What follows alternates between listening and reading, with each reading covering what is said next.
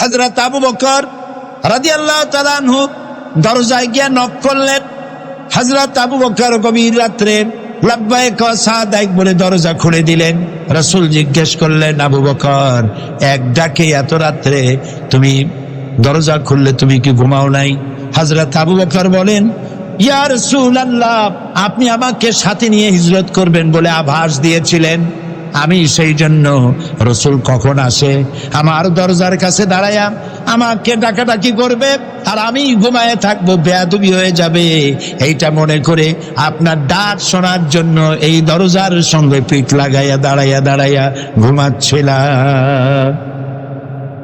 হযরত আবু বকর রাদিয়াল্লাহু তাআলা আনহুকে সঙ্গে করে নিয়ে আল্লাহর নবী মিসফালার পথ দিয়া জাবালে কেদোয়ার উপর দিয়া জাবালে সুরে চলে গেলেন। ফজরে রক্ত হয়ে গেল। এগুলি সব ইতিহাস, এখনো দাঁড়িয়ে আছে জাবালে সুর। হযরত আবু বকর বলেন, সূর্য উঠে গেছে, পালাবার পথ নাই, ধরা পড়ে যাব। একটা গুহা দেখে বললেন, এই গুহার মধ্যে চলে যাই। গুহার মধ্যে আশ্রয় নিলেন। পরে কাফেরেরা খুঁজতে ওই গুহার কাছে যখন এসেছি, হযরত আবু বকর বলছেন, আমরা ধরা পড়ে গেছি, একটু তাকালেই দেখতে পাবে। আল্লাহ নবী বললেন, ভয় পাওয়ার কোনো কারণ নাই।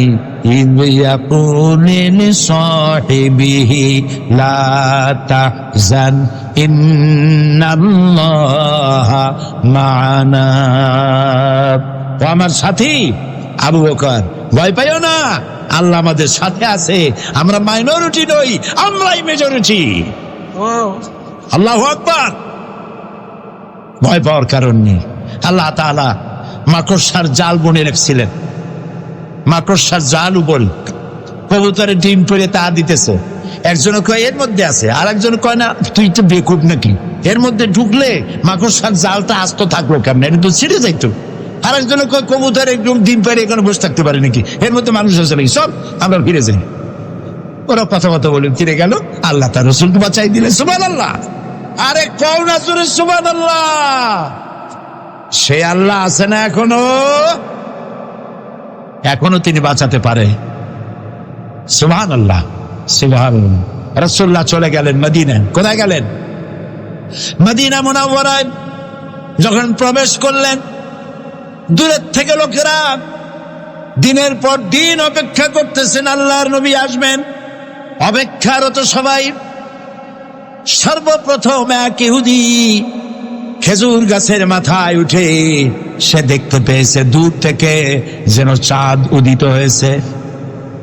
সেই বলল, তোমাদের নবী বোধহয় এসে গেছে। এত সুন্দর চেহারা কোন সাধারণ মানুষের হয় না। আল্লাহ নবী যখন ক্রমান্বয়ে জনসমাগমের কাছের দিকে এসে গেল, মদিনার লোকেরা গেয়ে উঠলেন, তলাআল বাদরু আলাইনা মিন সানিয়াতিল ওয়াদাই ওয়াজাবা শুকরু আলাইনা মাদা লিল্লাহি দাই। তলাআল বাদরু আলাইনা, আমাদের জন্য পূর্ণিমার চাঁদ উদিত হয়েছে। ওয়াজাবা শুকরু আলাইনা, আমাদের জন্য আল্লাহ শুকর আদায় করা ওয়াজিব হয়ে গেছে। রাসূল পৌঁছে গেলেন। মানুষ পাগলের মতো তাকায় আছে। এত সুন্দর চেহারা মানুষের হয় ভাবতেও পারে নাই তারা কোনোদিন, চোখ ফেরাইতে পারে না। হযরতে আয়েশা সিদ্দিকা রাদিয়াল্লাহু তাআলা আনহা বলেছেন, যে সব মেয়ে লোকেরা ইউসুফ আলাইহিস সালামের দেখা তার রূপে মুগ্ধ হয়ে বিমোহিত হয়ে ফল কাটতে গিয়া নিজেদের হাত কেটে ফেলে দিয়েছিল সবাই, ওই সব মেয়ে লোকেরা যদি আল্লাহর নবী মুহাম্মদ রাসূলুল্লাহ সাল্লাল্লাহু আলাইহি সাল্লামকে দেখতে পেত, তাহলে নিজেদের হাত কাটতে কাটতে কখন যে নিজেদের কলিজা কেটে ফেলে দিত টের পেত না। আল্লাহর নবী জিজ্ঞেস করেন, ওমর কাঁদো কেন? হযরত ওমর বলেন, ইয়া রাসূলুল্লাহ, আমি বিশ্ব নবীর ঘর দেখতেছি, ছোট্ট একটি ঘর, আর ঘরের কোনায় পানির পাত্র সরাহি কাঠ হয়ে পড়ে আছে, তাতে পানি নাই, জগটা কাইট হয়ে পড়ে আছে। আর এক কোনায় 1 কেজি বা আধা কেজি গম বা জব পড়ে আছে, আর রাসূল বিশ্ব নবী 12.5 লক্ষ বর্গ মাইলের প্রেসিডেন্ট যিনি শুয়ে আছেন, খেজুরের পাতা দিয়া দড়ি বানানো, সেই দড়ি দিয়া বুনানো খাটিয়ার উপরে তোষক নাই, চাদর নাই, বালিশ নাই, হাত ছিল মাথার তলে। রাসূলুল্লাহর পিঠের উপরে দড়িগুলার দাগ কেটে আছে। হযরত ওমর বলেন, আল্লাহ রাসূল, আমি সহ্য করতে পারছি না, আমার কলিজা ছিঁড়ে যাচ্ছে। বিশ্বনবীর পিঠে দড়ির দাগ আমি বরদাস্ত করতে পারছি না। আপনি আমাকে অনুমতি দেন, আমি আপনার জন্য একটা আত্মসম্মানায় নিয়ে আসি। রাসূলুল্লাহ বললেন, ওমর, আমি যদি হুকুম করি, এই ওহদ পাহাড়টাকে যদি বলি, ওহদ পাহাড় তুই আমার জন্য সোনা হয়ে যা, বলার সাথে সাথে ওহদ পাহাড়টা আমার জন্য সোনা হয়ে যাবে। আমি তো দুনিয়ায় শান্তি করতে আসি নাই, মানুষের কল্যাণের জন্য এসেছি। আমার হিন্দু ভাইরা, আমার মুসলমান ভাইরা, আমার মা বোনেরা, এই হচ্ছে আমার রাসূল। সারাটা জীবন জনতার জন্য, মানুষের জন্য উৎসর্গ করে দিয়েছিলেন, নিজে আরাম করেন নাই। হাদিস পড়ো, হযরত আয়েশা বলেছেন, দুঃখ করে বলেছেন, আমার কাছে এমন একটা জামা রাসূলুল্লাহর ছিল না যে আমি ভাঁজ করে রাখবো, আর রাসূলুল্লাহ কোন অনুষ্ঠানে যাওয়ার সময় এই সুন্দর জামাটা গায়ে দিয়ে যাবেন, এরকম একটা জামা ছিল না। আরে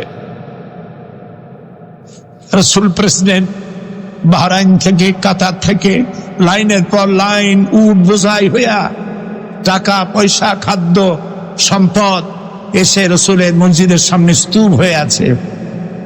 ফজর পড়ে রাসূলুল্লাহ দেখলেন এত সব সম্পদ। সকালবেলায় ফজরের নামাজ পড়ে দেওয়া আরম্ভ করলেন, দরিদ্রে ডাকলেন, দেওয়া শুরু করলেন, দিতে দিতে জোহর হয়ে গেছে। জোহর পড়ে আবার বসলেন, আবার দিলেন টাকা পয়সা, তারপরে খাদ্যাদি সমানে দিতে থাকলেন, দিতে দিতে আসর হয়ে গেল। আসরের সময় রাসূল যখন উঠলেন, যাই কাপড় চোপড় ঝাড়া দিলেন, জায়নামাজটা ঝাড়া দিলেন, মনে হলো কিছু ময়লা টয়লা রাখছিল, ঝেড়ে ফেলে দিলেন। ক্লান্ত শ্রান্ত ক্ষুধার্ত নবী হযরত আয়েশার ঘরে প্রবেশ করে বলছেন, আয়েশা, আজকে খুব পরিশ্রম হয়েছে, খাবার কি কিছু আছে ঘরে? হযরত আয়েশা বলছেন, ইয়া রাসূলুল্লাহ, আল্লাহর কসম, আয়েশার ঘরে পানি ছাড়া কোনো খাবার নাই। এই হলো আপনার আমার রাসূল। মানুষকে খাওয়াইছেন, নিজে ক্ষুধার্ত থেকেছেন, মানুষের প্রয়োজন পূরণ করেছেন, নিজের প্রয়োজনের দিকে তাকান নাই। কলিজার টুকরা মেয়ে মা ফাতেমা এসে বলছেন, আব্বাজান, আটা পিষতে পিষতে আমার হাতে ফোসকা পড়ে গেছে, কুয়া দিয়া পানি উঠাইতে উঠাইতে আমার ঘাড়ে দাগ পড়ে গেছে। আব্বা, ইয়া রাসূলুল্লাহ, আমার একটা দাসী দিবেন? রাসূলুল্লাহ বলছেন, মা, আমি তোমার কেমনে দাসী দেব? আমি তো এখনো অমুক অমুক গোত্রের কাছে খাবার পৌঁছাইতে পারি নাই, আমি তোমার দাসী দিতে পারবো না। বরং তুমি প্রত্যেক নামাজের পরে সুবহানাল্লাহ 33 বার, আলহামদুলিল্লাহ 33 বার, আল্লাহু আকবার 33 বার, আর লা ইলাহা ইল্লাল্লাহু ওয়াহদাহু লা শারীকা লাহু লাহুল মুলক ওয়া লাহুল হামদ ইউহয়ী ওয়া ইউমীত ওয়া হুয়া আলা কুল্লি শাইইন কাদির। এটা পড়ো, কিয়ামতের দিন জান্নাতে আল্লাহ তোমার দাসীর ব্যবস্থা করে দিবে।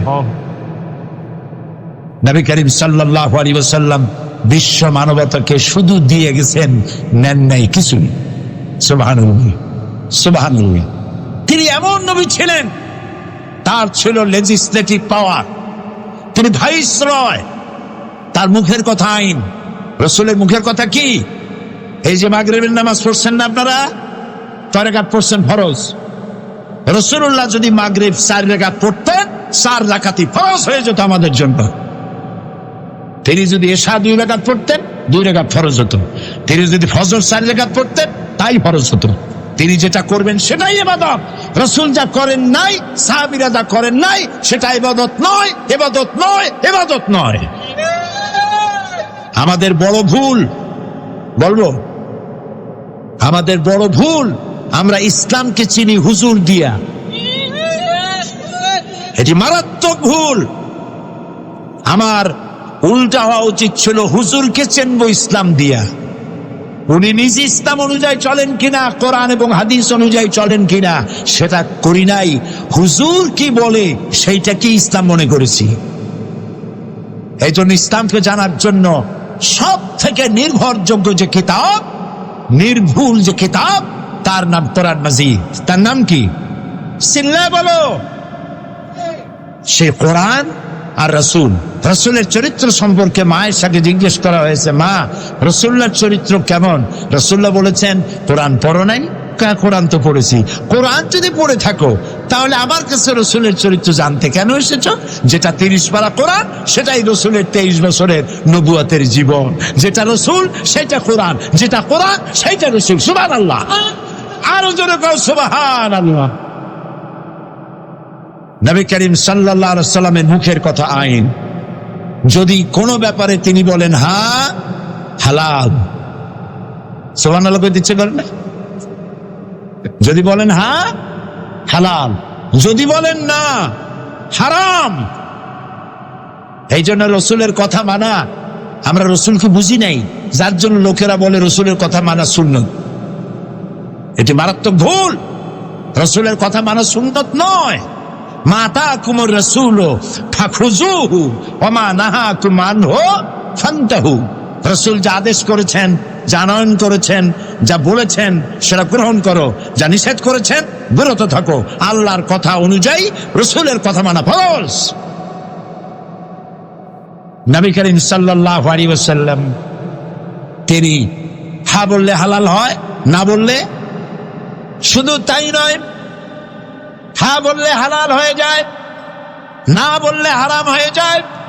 আঙ্গুল উঁচু করলে চাঁদ 2 টুকরা হয়ে যায়। পাও যদি উঁচা করেন আল্লাহর আরশে চলে যান। কোন ব্যাপারে যদি আল্লাহর কাছে কিছু বলার দরকার হয়, হাত উঠানো লাগে না, মুখ খোলা লাগে না, মনে মনে এরাদা হতে দেরি আছে, মঞ্জুর হতে দেরি নাই। এই জন্য ইব্রাহিম আলাইহিস সালাম হচ্ছেন খলিল, আর মুহাম্মদ সাল্লাল্লাহু আলাইহি সাল্লাম হচ্ছেন হাবিব। একজন খলিলুল্লাহ আর একজনে হাবিবুল্লাহ। খলিল আর হাবিব পার্থক্য কি? খলিল মানেও বন্ধু, হাবিব মানেও বন্ধু। তাহলে শব্দ দুইটা কেন? দুইটা শব্দ এই জন্য, খলিল বলা হয় ওই ব্যক্তিকে, খলিল বলা হয় ওই ব্যক্তিকে যিনি তার বন্ধু, যিনি তার জন্য না পারেন এমন কিছু নাই, সব পারেন। যেমন খলিলের বন্ধু হচ্ছে আল্লাহ। খলিলের বন্ধুকে আল্লাহ। ওই আল্লাহর জন্য ইব্রাহিম আলাইহিস সালাম আগুনে পড়তে পারেন। ওই আল্লাহরে খুশি করার জন্য বউ বাচ্চা মরুভূমিতে ফালাই দিয়ে আসতে পারেন। ওই আল্লাহরে খুশি করার জন্য নিজের কলিজার টুকরা সন্তানের জবাব করতে পারেন। এর নাম কি? খলিল। আর হাবিব কি? হাবিবের উল্টা। হাবিব এটার উল্টা। এখানে হাবিব হচ্ছেন মুহাম্মদ সাল্লাল্লাহু আলাইহি সাল্লাম, আর তার অপর যিনি তাকে ভালোবাসেন, হাবিব বলে ডেকেছেন, তিনি হচ্ছেন আল্লাহ। এখানে খলিল আল্লাহর জন্য না পারে এমন কিছু নাই, আর এখানে হাবিব মুহাম্মদ সাল্লাল্লাহু আলাইহি সাল্লামের জন্য না পারে, আল্লাহর জন্য এমন কিছু নাই, সব করবেন, যা চাইবেন তাই করবেন। সুবহানাল্লাহ। নবী করিম সাল্লাল্লাহু আলাইহি সাল্লাম মক্কা থেকে হিজরত করে মদিনায় গিয়ে নামাজ পড়ছেন বাইতুল মাকদাসের দিকে ফিরে। মন চায় যদি আল্লাহ রাব্বুল আলামিন আমাকে বলতেন, যদি এমন একটা আয়াত নাজিল হতো মক্কার দিকে, কাবা শরীফ দিকে ফিরে নামাজ পড়তাম, মনটা চাচ্ছে। কিন্তু তিনি হাত তুলছেন না, মুখ দিয়েও বলছেন না, মনে মনে চিন্তা করেন। আর 2-1 আকাশের দিকে তাকান, যদি এরকম একটা আয়াত নিয়ে জিবরাইল আসতো। জোহরের নামাজ পড়ছেন, ইমামতি করছে কে? রাসূলুল্লাহর সামনে কেউ কোনোদিন ইমামতি করে নাই, তিনি ইমাম। তিনি ইমামুল মুরসালিন, ইমামুল মুত্তাকিন, সমস্ত নবীদের ইমাম। সুবহানাল্লাহ। আল্লাহর নবী জোহরের নামাজ পড়ছিলেন, 2 রাকাত নামাজ পড়ে তাশাহুদ পড়তেছেন, তেমন সময় হযরতে জিবরাইল নামাজের মধ্যে অবতীর্ণ হয়ে গেছেন। অন্যান্য নবীদের বেলায় ওহীর জন্য বলা হতো, ঈসা ওহী দেওয়া হবে অমুক জায়গায় যাও, ও মুসা ওহী দেওয়া হবে অমুক পাহাড়ের কাছে যাও। এক এক জায়গায় পাঠানো হতো ওহী আনার জন্য, কিন্তু রাসূলের ব্যাপারটা ছিল ভিন্ন। রসুল যেখানে ওহি সেখানে। নামাজের ভিতরে হযরতে জিবরাইল এসে ওহি নাজিল করলেন, কাদ নারা তাকাল্লুবা ওয়াজহিকা ফিস সামা। হে নবী, আমি বারবার লক্ষ্য করেছি আপনি আমার আকাশের দিকে তাকাচ্ছেন। আপনার মনের নিয়ত হচ্ছে মক্কা শরীফে, কাবা শরীফের দিকে ফিরে নামাজ পড়বেন। আপনার দিলের আরজু পুরা হয়ে গেছে, মঞ্জুর হয়ে গেছে। বাকি নামাজ কাবার দিকে, মক্কার দিকে ফিরে আদায় করুন। জোহরের বাকি 2 রাকাত নামাজ রাসূলুল্লাহ মক্কার দিকে ফিরে পড়লেন। সেই মসজিদ এখনো আছে। নাম কি? মসজিদে কিবলাতাইন। মসজিদে কিবলাতাইন। যারা যান নাই, যেতে পারেন নাই, আজকে দোয়া করি আল্লাহ তাআলা তাদের যাওয়ার তৌফিক দিন। জোরে বলেন আমিন।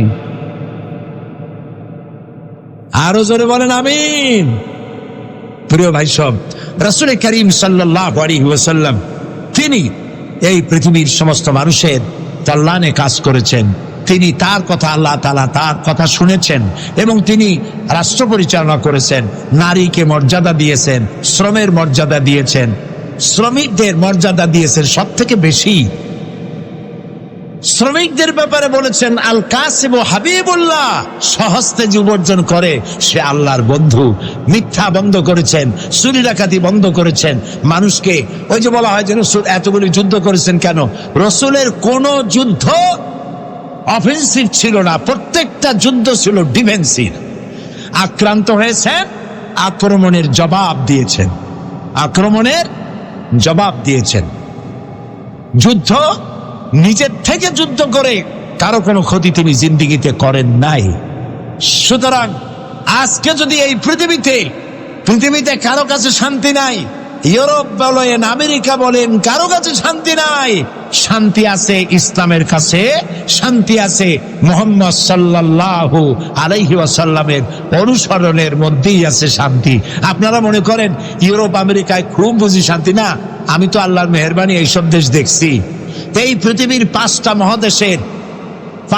মহাদেশের 50টিরও বেশি দেশ আল্লাহ তাআলা আমাকে দেখাইছেন। ওদের সভ্যতার কাছে আপনার শেখার কিছু নাই, বরং ওদের শেখা উচিত মুসলমানদের কাছে। ওরা কি করছে জানেন?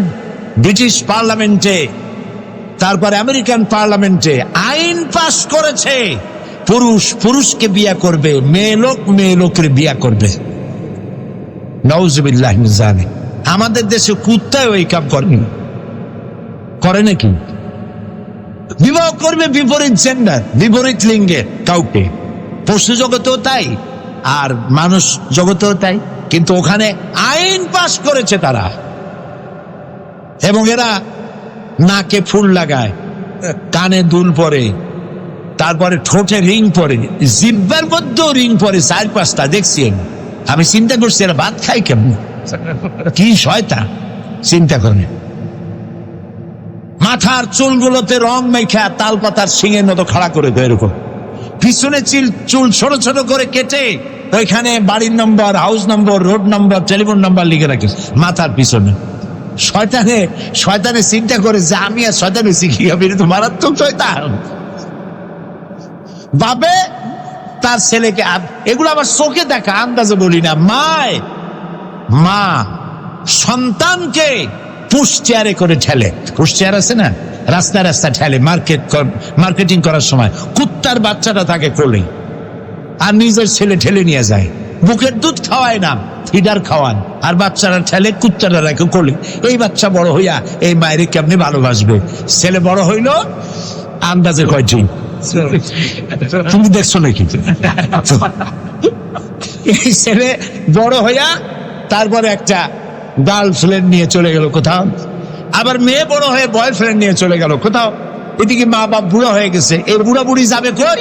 ওদের জন্য গভর্নমেন্ট তৈরি করছে ওল্ড পিপলস সেন্টার। আমি ওইটার নাম রাখছি বুড়া বুড়ির এতিমখানা।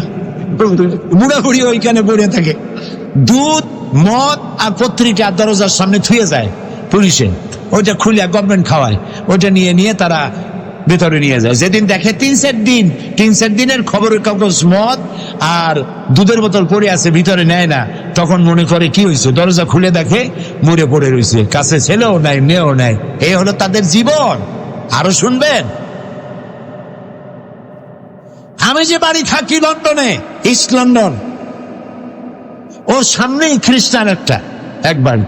রাত্রে পুলিশ আসছে, সকালবেলা জিজ্ঞেস করলাম ওই বাড়ি পুলিশ আসছে কেন? ঘটনা শুনলাম স্বামী স্ত্রী ঝগড়া হয়েছে। ঝগড়া কি নিয়ে? স্ত্রী বলছে যে আমার বয়ফ্রেন্ডের সঙ্গে আজকে ডেটিং হয়েছে, আমার বয়ফ্রেন্ড আজকে রাত্রে আমার কাছে থাকবে, তুমি পাশে কোনো বন্ধুর ফ্ল্যাটে যাও। স্বামীরে বলতেছে। স্বামী কয় যে একটা কথা হইলো? কয় কেন কথা হবে না, এটা আমার রাইট।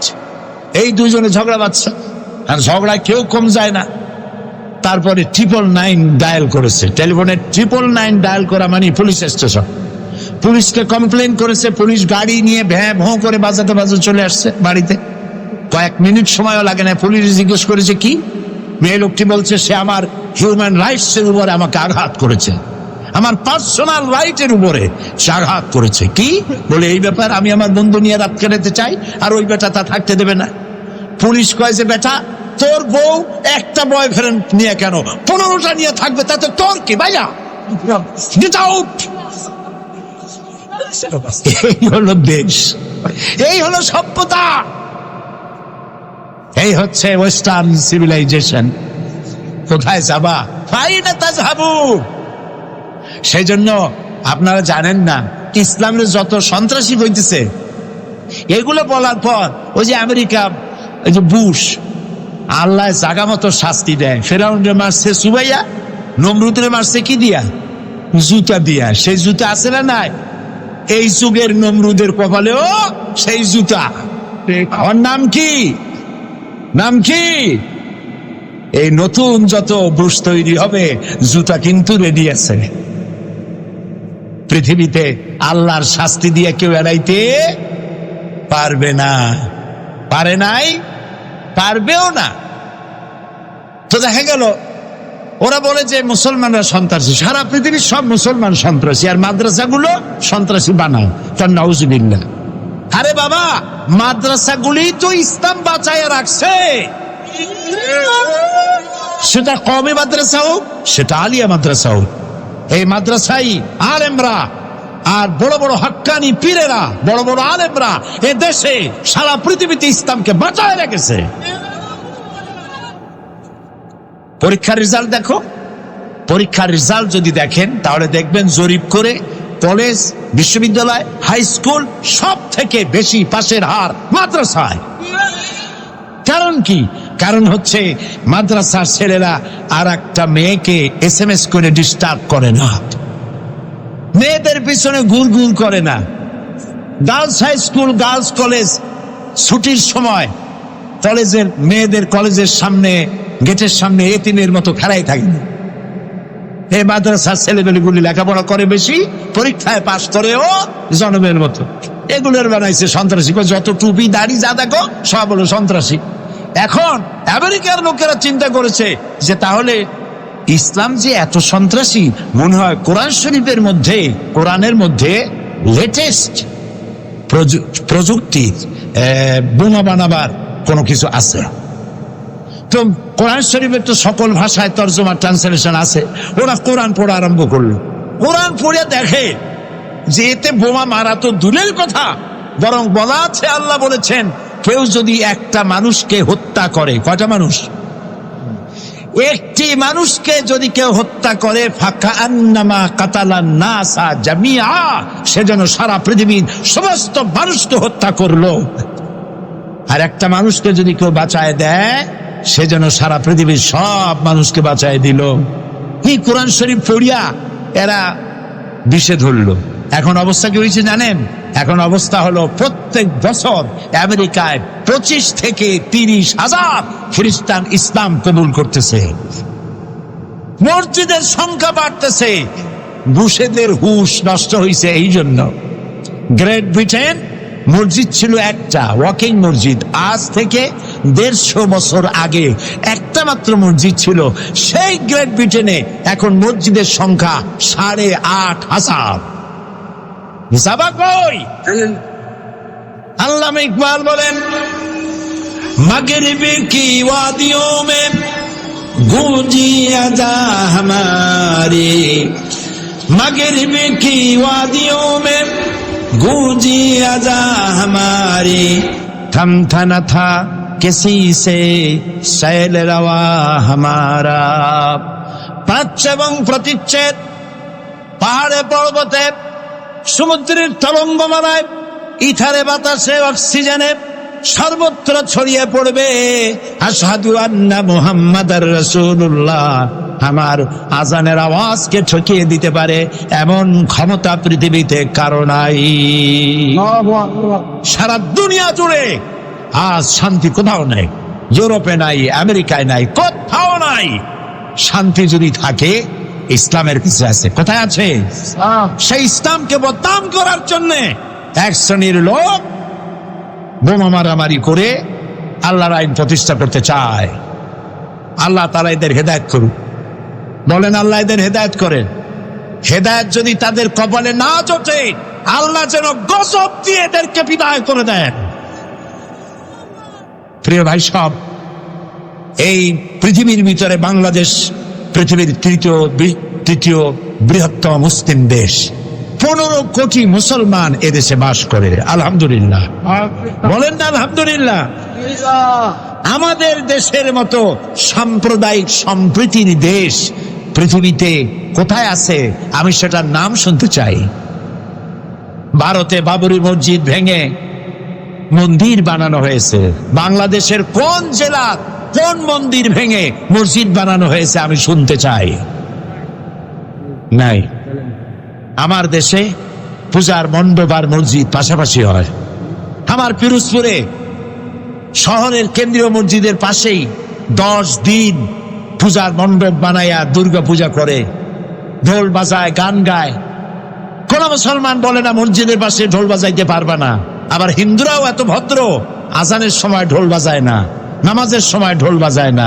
রোজার পূজা একসাথে হয়েছে, ওরা রোজা ডিস্টার্ব করে নাই, আর মুসলমানেরা পূজা ডিস্টার্ব করে না। খালি কয় ঠিক আলহামদুলিল্লাহ বলতে পারো না। এ হচ্ছে সেই দেশ যেখানে সাম্প্রদায়িক সম্প্রীতি সব থেকে সমুজ্জ্বল।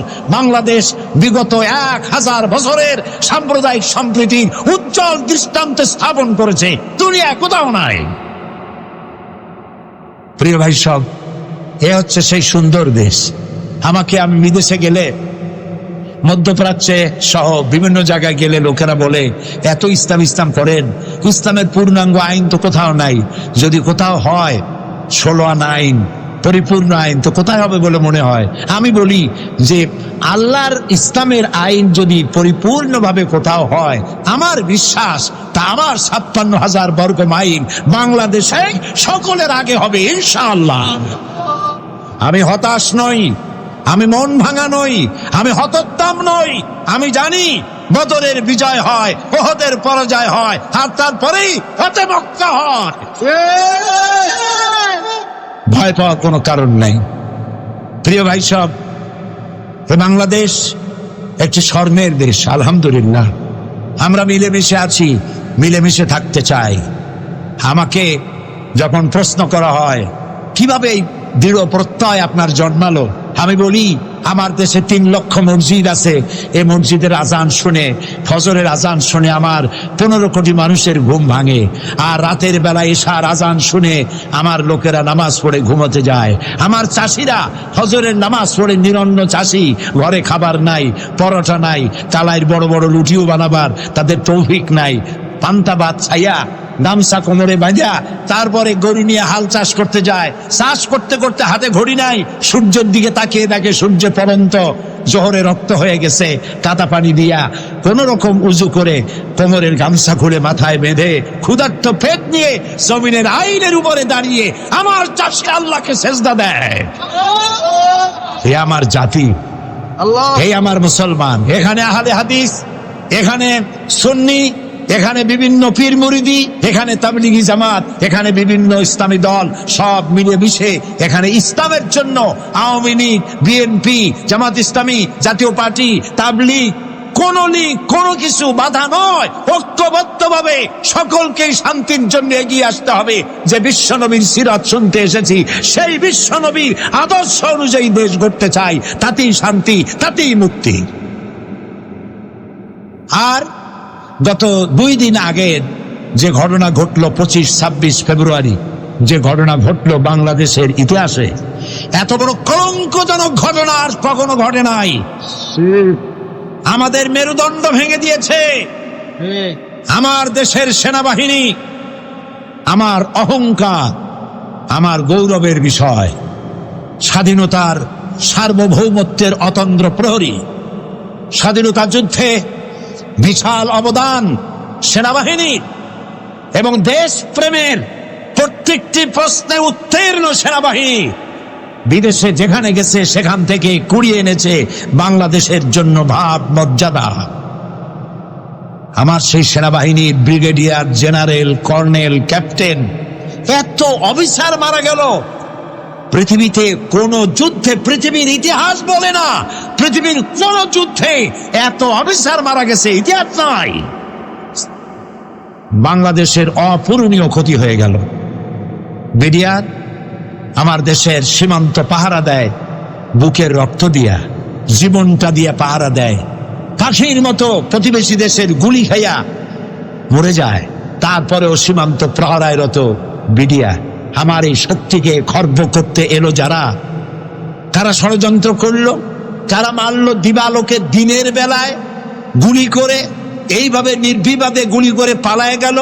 অপরিচিত গাড়ি নিয়ে ঢুকলো, পত্রপত্রিকায় দেখলাম, হতবাক হলো 15 কোটি মানুষ, বিস্ময়, হতবাক, বিমূঢ়, শোকাহত গোটা জাতি।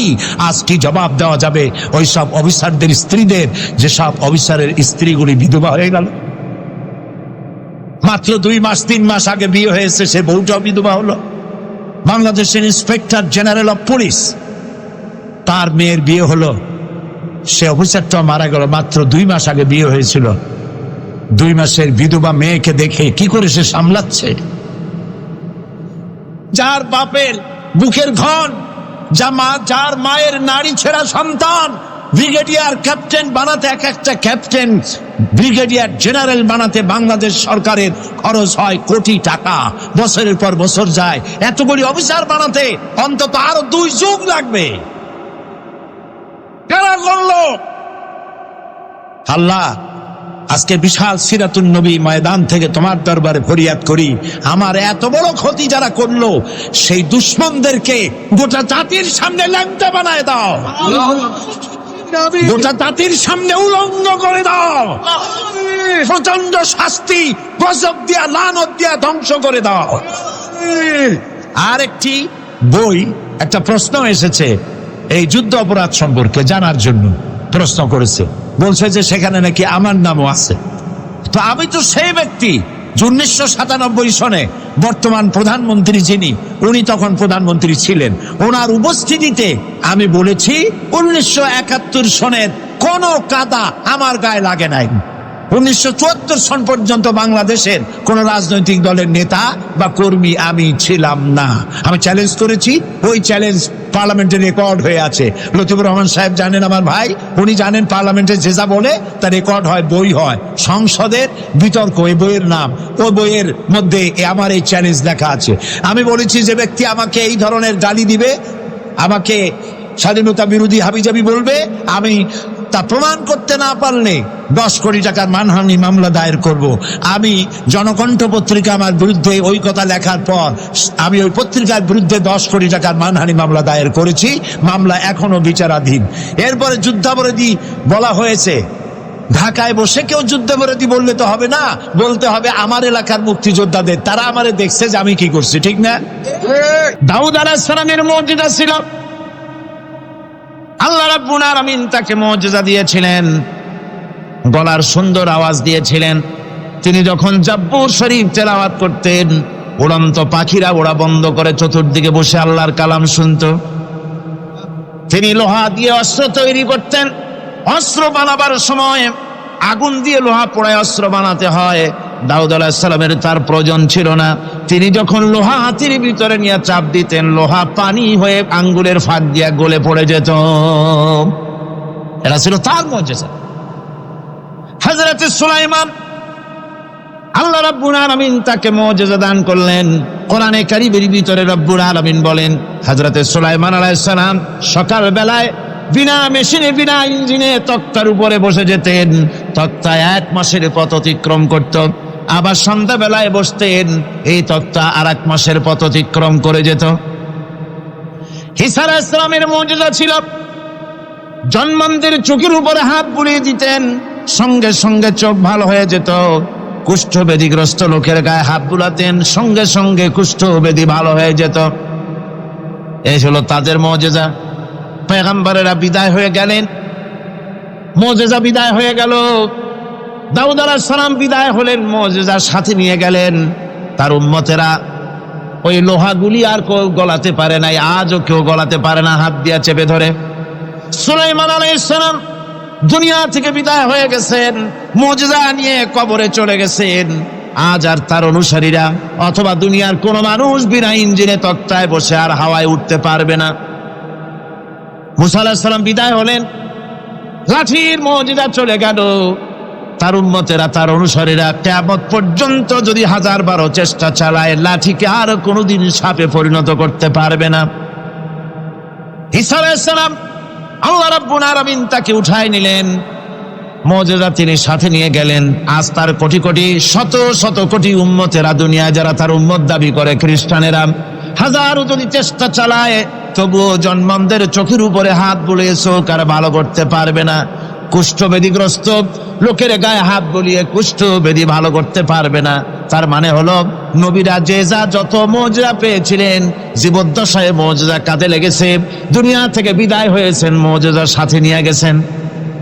কিন্তু আপনার আমার নবী, বিশ্ব নবী জনাব মুহাম্মদ রাসূলুল্লাহ সাল্লাল্লাহু আলাইহি ওয়াসাল্লামের কাছে আল্লাহ রাব্বুল আলামিন তাকে যত মুজিজা দিয়েছিলেন, 3000-এর উপরে আল্লাহর নবীর মুজিজা ঘটেছিল 23 বছরের নবুয়তের জীবনে।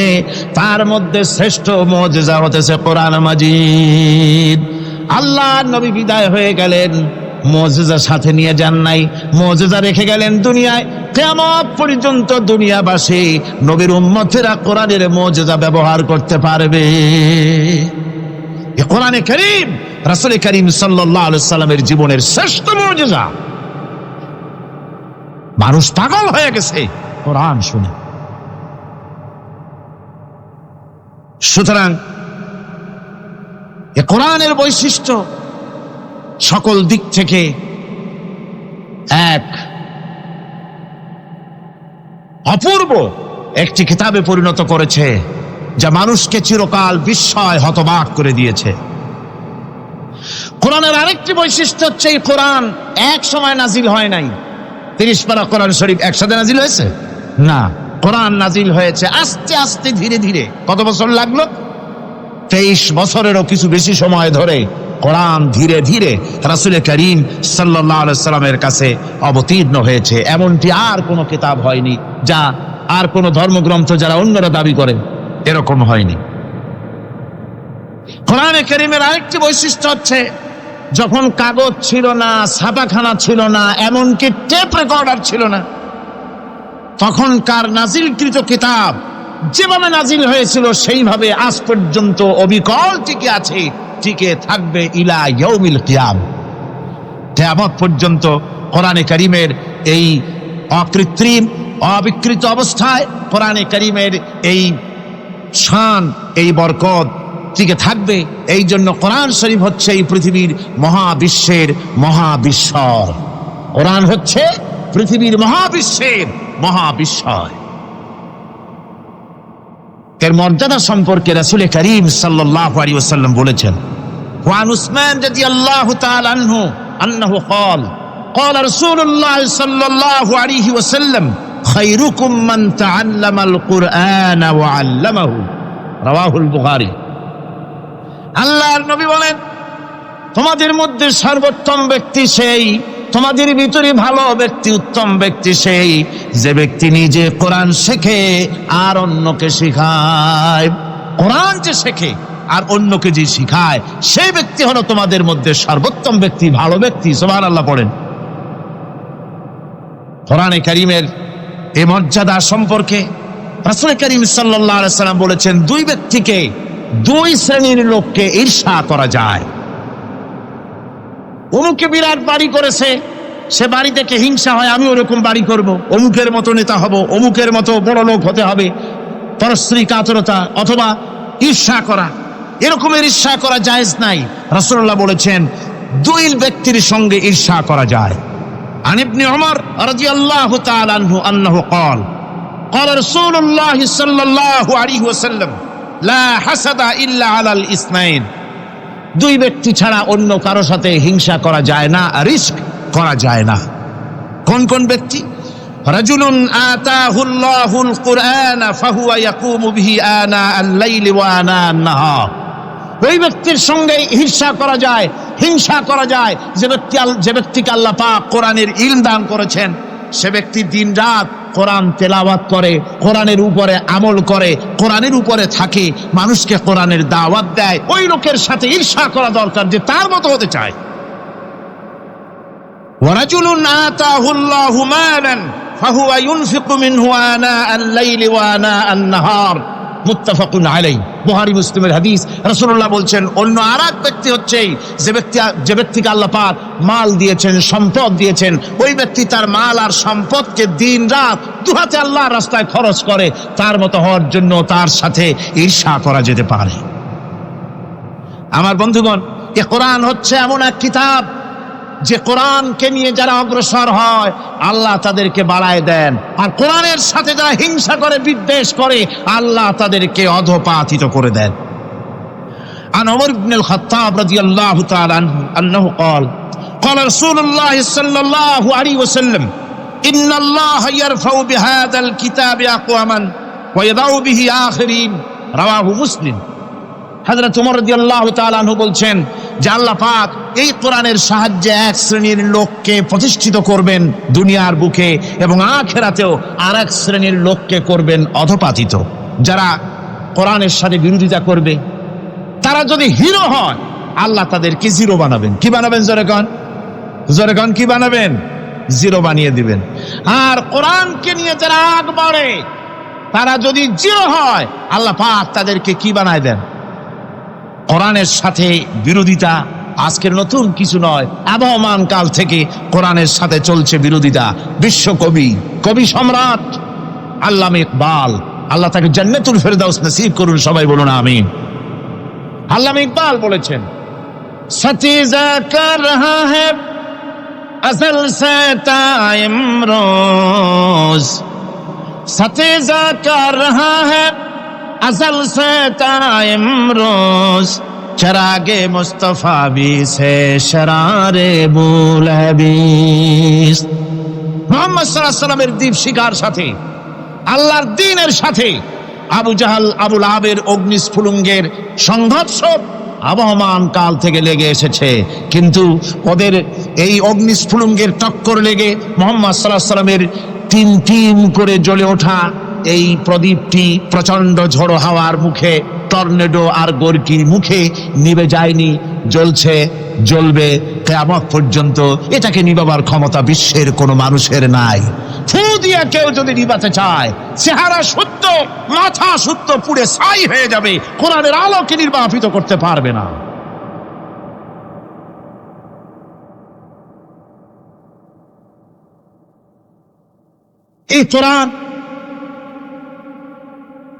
এই কোরআন যার সিনার ভিতরে থাকে, যার সিনার মধ্যে থাকে সে হয় সমৃদ্ধ, আর যার সিনার মধ্যে থাকে না সে হয়।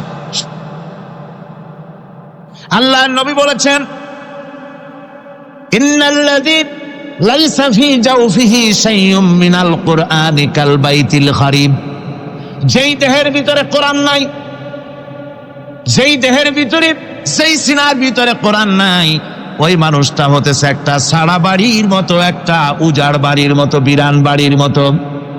বিরান বাড়িতে কি থাকে? সারা বাড়িতে কি থাকে? কি কয়? না না, ভূত কিসের? খামোখাই ভয় পান আপনারা। ভূত বলে কিছু নাই। হ্যাঁ, শয়তান থাকে, জিন থাকে, তারপরে ওর মধ্যে আর কি থাকে? উতুন পেঁচা থাকে, ইঁদুর থাকে, তেলাপোকা থাকে, উই পোকা থাকে, বাঁদর থাকে, উল্লুক থাকে, সাপ থাকে। রাসূলুল্লাহর কথা দেখেন, কি সুন্দর কথা, সুবহানাল্লাহ সুবহানাল্লাহ। যে দেহের ভিতরে কোরআন নাই, সারা বাড়িতে যা থাকে, পুরো বাড়িতে যা থাকে, বিরাট বাড়িতে যা থাকে, যে দেহে কোরআন নাই সেই দেহের মধ্যে তাই থাকে। আজ দেখুন বাংলাদেশের শিক্ষাঙ্গনে, কলেজ ইউনিভার্সিটিগুলিতে কোরআন পড়ানো হয় না, বলেন ঠিক কিনা? আমাদের বিশ্ববিদ্যালয়গুলিতে কোরআন পড়ানো হয়, তাফসীর পড়ানো হয়, হাদিস পড়ানো হয় না। হাদিস কোরআন আল্লাহর কালাম পড়ানো হয় না বলে অবস্থা কি হয়েছে? হাদিস থেকে মিলায় নেন, ইন্নাল্লাযী লাইসা ফি জাওফিহি শাইয়্যুম মিনাল কুরআনি কাল বাইতিল খারিব। কোরআন নাই তো সারা বাড়ি, কোরআন নাই তো কি আছে? যে ঘরের মধ্যে মানুষ নাই, উল্লুক থাকে, ভাল্লুক থাকে, শয়তান থাকে, তেলাপোকা থাকে, সারপোকা থাকে, হিংস্র প্রাণী ভরপুর থাকে। যে শিক্ষা প্রতিষ্ঠানে কোরআন পড়ানো হয় না, সেখানেও সন্ত্রাসীরা বাস করতে পারে, ভালো মানুষ টিকতে পারে না।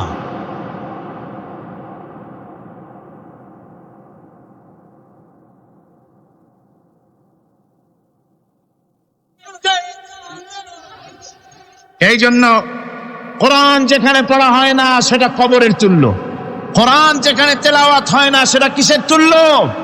কবরের তুল্য। আল্লাহর নবী বলেছেন, আনাবি হুরায়রা রাদিয়াল্লাহু তাআলা আনহু আন্নাহু ক্বাল ক্বালা রাসূলুল্লাহ সাল্লাল্লাহু আলাইহি ওয়াসাল্লাম লা তাজআলু বুয়ুতাকুম মাকাবির, রাওয়াহু মুসলিম। আল্লাহর নবী বলেন, তোমাদের ঘরগুলিকে তোমরা কবর বানায়ো না। অর্থাৎ যে ঘরের মধ্যে কোরআনে কারীম তেলাওয়াত হয় না সেটা কবরের সমতুল্য, কবরের সমতুল্য। আগে আমাদের ঘর সমূহে যখন ছোট ছিলাম তখন দেখতাম ঘরে ঘরে কোরআন তেলাওয়াত হতো, ঠিক না? প্রত্যেকটা ঘরের জানালা দিয়া সকালবেলা আওয়াজ আসতো, আউযু বিল্লাহি মিনাশ শাইতানির রাজীম, বিসমিল্লাহির রাহমানির রহিম। তেলাওয়াতের আওয়াজ ভেসে আসতো। আজ আর এই অবস্থা নাই। আজ ভদ্রলোকের বাড়ির সামনে দিয়ে হেঁটে যাবেন, সকালবেলা কিসের তেলাওয়াত? জনমের ঘুম ঘুমায়, পাইকারি দরে ঘুমায়, ফজরের নামাজ নাই। শহরের অবস্থা, অধিকাংশ বাড়িতে ফজরের নামাজ হয় না।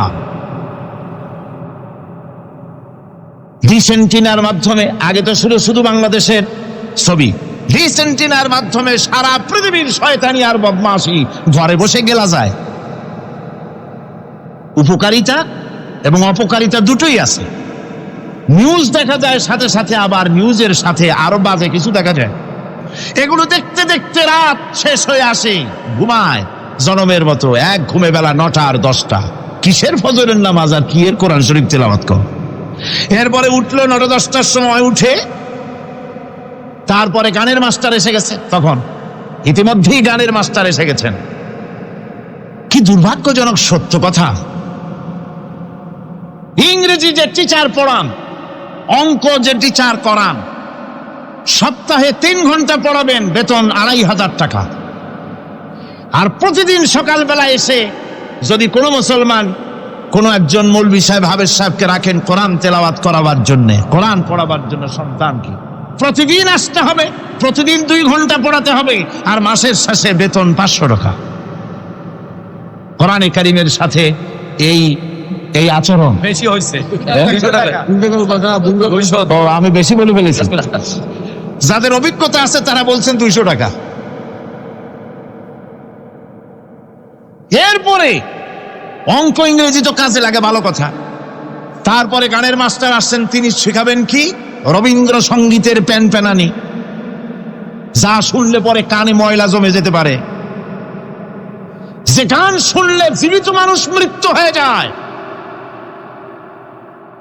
নজরুলের কথা শেখানো হবে না, তাহলে সেটা হবে সাম্প্রদায়িকতা। গানের মাস্টারকে, নাচের মাস্টারকে 10,000 টাকা, 10,000 টাকা পর্যন্ত বেতন দেওয়া হয়। এ জাতির জন্য আল্লাহর রহমত কেমনে আসবে? কি কারণে আসবে? কোরআনের সাথে এই বেয়াদবি আমরা করেছি। ঘরগুলিকে, আজকে আমাদের ঘরগুলিকে আমরা কবরস্থানে পরিণত করে দিয়েছি। কোরআন তেলাওয়াত হচ্ছে না।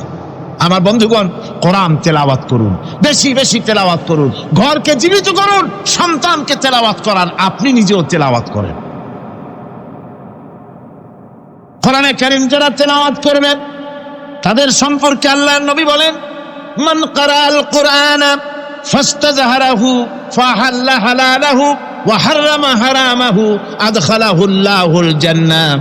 আল্লাহর নবী বলেন, যে ব্যক্তি কোরআন শরীফ তেলাওয়াত করবে এবং কোরআনের হালাল অনুযায়ী হালালকে মেনে চলবে, হারাম অনুযায়ী হারাম থেকে ফিরে থাকবে, এরকম কোরআনের উপরে যে তেলাওয়াত করবে আর আমল করবে, আল্লাহ রাব্বুল আলামিন কিয়ামতের দিন তাকে জান্নাতের ভিতরে প্রবেশ করাবেন।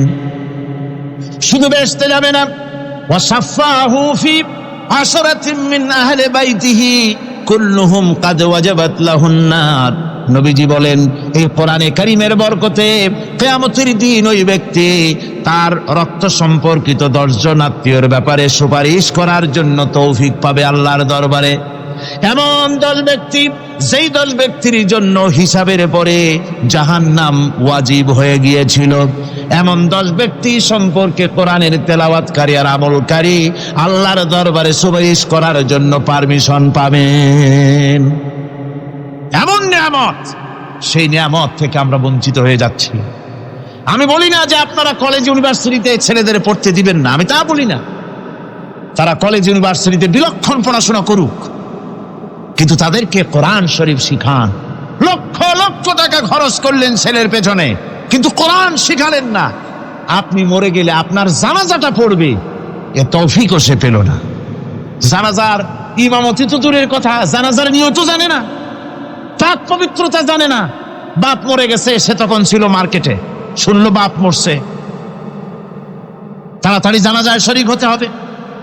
প্যান্টও পাক নাই, যেহেতু পেশাবের যখন বেগ এসেছিল দেওয়ালের পাশে দাঁড়াইয়া কাম সারছে, ধোয়া মোছার কাম নাই, মাথায় টুপি নাই, নাক মোছা রুমাল ছিল পকেটে, রুমালটা মাথায় দিয়া দাঁড়ায় গেল। আল্লাহু আকবার। বাপের কপালে যা আছে তাই হোক। তারপরে বাপ মরে গেছে, কান্না শুরু করেছে।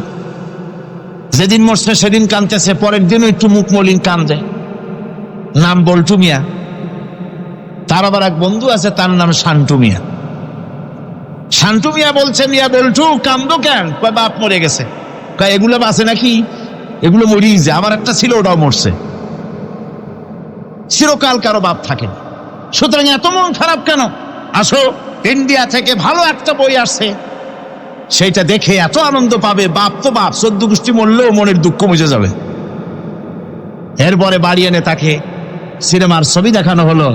ছবি সে দেখলো, ফেরার সময় বাপের কবরের কাছ থেকে যাওয়ার সময় দাঁড়িয়ে গেল ক্ষণিকের জন্য। আহারে বাপ, বিদায় হয়ে গেলা, কি দেব তোমারে?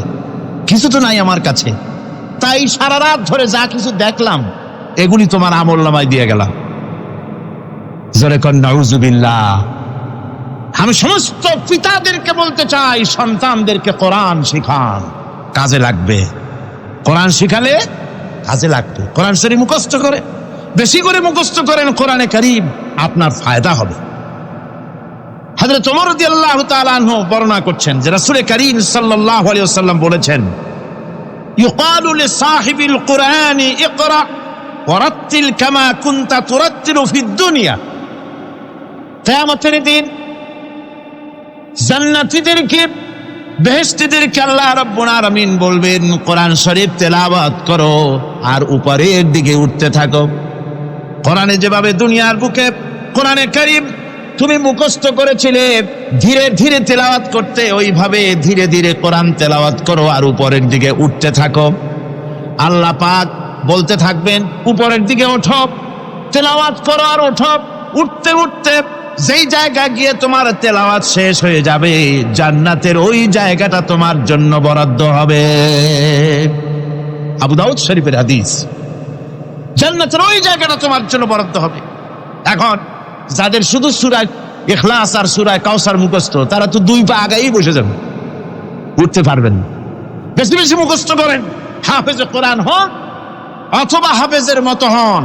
বেশি বেশি মুখস্থ করেন সূরা ইয়াসিন, সূরা দুখান, সূরা রহমান, সূরা ওয়াকিয়া, সূরা মুজাম্মিল, এই সমস্ত সূরা, বেশি সূরা আল আরাফ, সূরা কাহাফ, সূরা মারিয়াম ইত্যাদি মুখস্থ করেন। কিয়ামতের দিন কাজে লাগবে। জান্নাতের অত উঁচায় উঠতে পারবেন। হাফেজ যে কোন জায়গায় যাবে, সুবহানাল্লাহ ওয়া বিহামদি। 30 পারা কোরআন যার সিনার ভিতরে, জান্নাতের কোন জায়গাটা আল্লাহ তাকে বরাদ্দ করবেন। সুবহানাল্লাহ, সুবহানাল্লাহ। কোরআনে কারীমকে মুখস্থ করুন, বেশি করে মুখস্থ করুন। কোরআনে কারীমকে বেশি করে তেলাওয়াত করুন। এই কোরআনে কারীমকে যারা বেশি করে তেলাওয়াত করবে, তেলাওয়াত করতে গিয়ে যারা আল্লাহর কাছে কিছু চাওয়ার সময় পাবে না, তাদের সম্পর্কে রাসূল করিম সাল্লাল্লাহু আলাইহি ওয়াসাল্লাম বলেছেন হাদিসে কুদসি, হাদিসে কুদসি রাসূল করিম সাল্লাল্লাহু আলাইহি ওয়াসাল্লাম বলেছেন, ইয়াকুলু রব তাবারাক ওয়া তাআলা মান শাগালাহুল কুরআন আন যিকরি মাসআলাতি আতাইতুহু আফজালা মা উতিয়াস সাইলিন।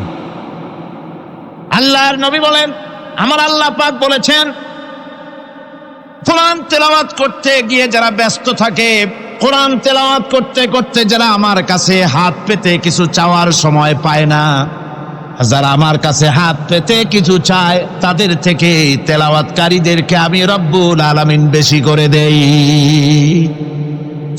সুবহানাল্লাহ।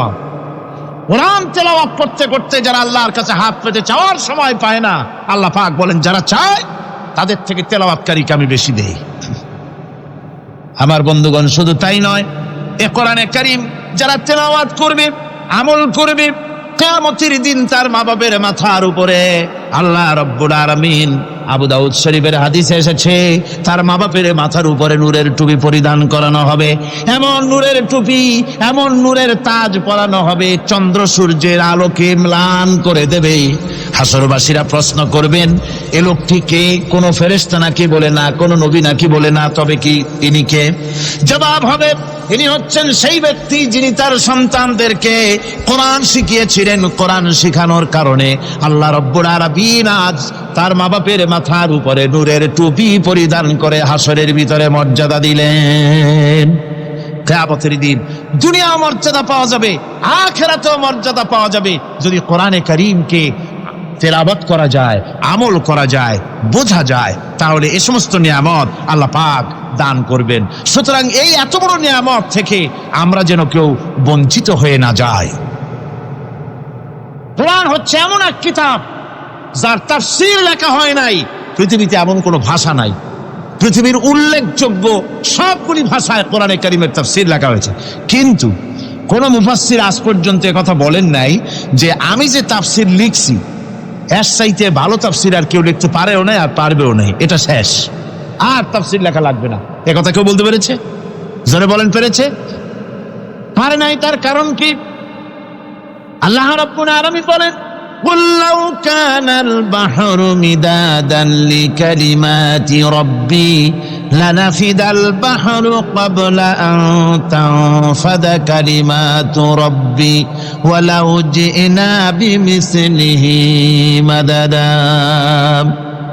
আল্লাহ পাক বলেন, নবী আপনি বলুন, আমার রবের কথাগুলি লেখার জন্য যদি সমুদ্রের পানিগুলি, সমুদ্রের সমস্ত পানিগুলি যদি কালিতে পরিণত হয়ে যায়, আর আমার রবের কথাগুলি যদি লেখা শুরু হয়ে যায়, আমার রবের কথাগুলি লেখার পূর্বে সমস্ত সমুদ্রের পানিগুলি শেষ হয়ে যাবে। তারপরে যদি আবার সমুদ্র ভরে দেওয়া হয়, আরো যদি লেখা হয়, তবুও আমার রবের কথা লেখা শেষ হবে না। আল্লাহ রাব্বুল আলামিন বলেন, وَلَوْ أَنَّ مَا فِي الْأَرْضِ مِنْ شَجَرَةٍ أَقْلَامٌ وَالْبَحْرُ يَمُدُّهُ مِنْ بَعْدِهِ سَبْعَةُ أَبْحُرٍ مَا نَفِدَتْ كَلِمَةُ اللَّهِ। আল্লাহ রাব্বুল আলামিন বলেন, মা নাফিদাত কালিমাতুল্লাহ। আল্লাহ পাক বলেন, 7টা সমুদ্রের পানি যদি একত্রিত করা হয়, 7টা সমুদ্রের পানি যদি এক জায়গায় করা হয়, এই পানিগুলি যদি কালিতে পরিণত হয়ে যায়, আর পৃথিবীর সমস্ত গাছগুলি যদি কলমে পরিণত হয়ে যায়, ওই গাছগুলি দিয়ে যদি ওই পানির রূপ কালি দিয়ে আমার প্রভুর কথা, আল্লাহ রাব্বুল আলামিনের কোরআনের কথা যদি লেখা শুরু হয়ে যায়, লিখতে লিখতে সমস্ত পানিগুলি গাছগুলি শেষ হয়ে যাবে, আল্লাহ পাকের কালামের ব্যাখ্যা লেখা শেষ হবে না। মা নাফিদাত কালিমাতুল্লাহ, আল্লাহর কথা লেখা শেষ হবে না। এত বড় বিরাট আজিম কিতাব আল্লাহ পাক আমাদেরকে দান করেছেন, সুবহানাল্লাহ পড়েন।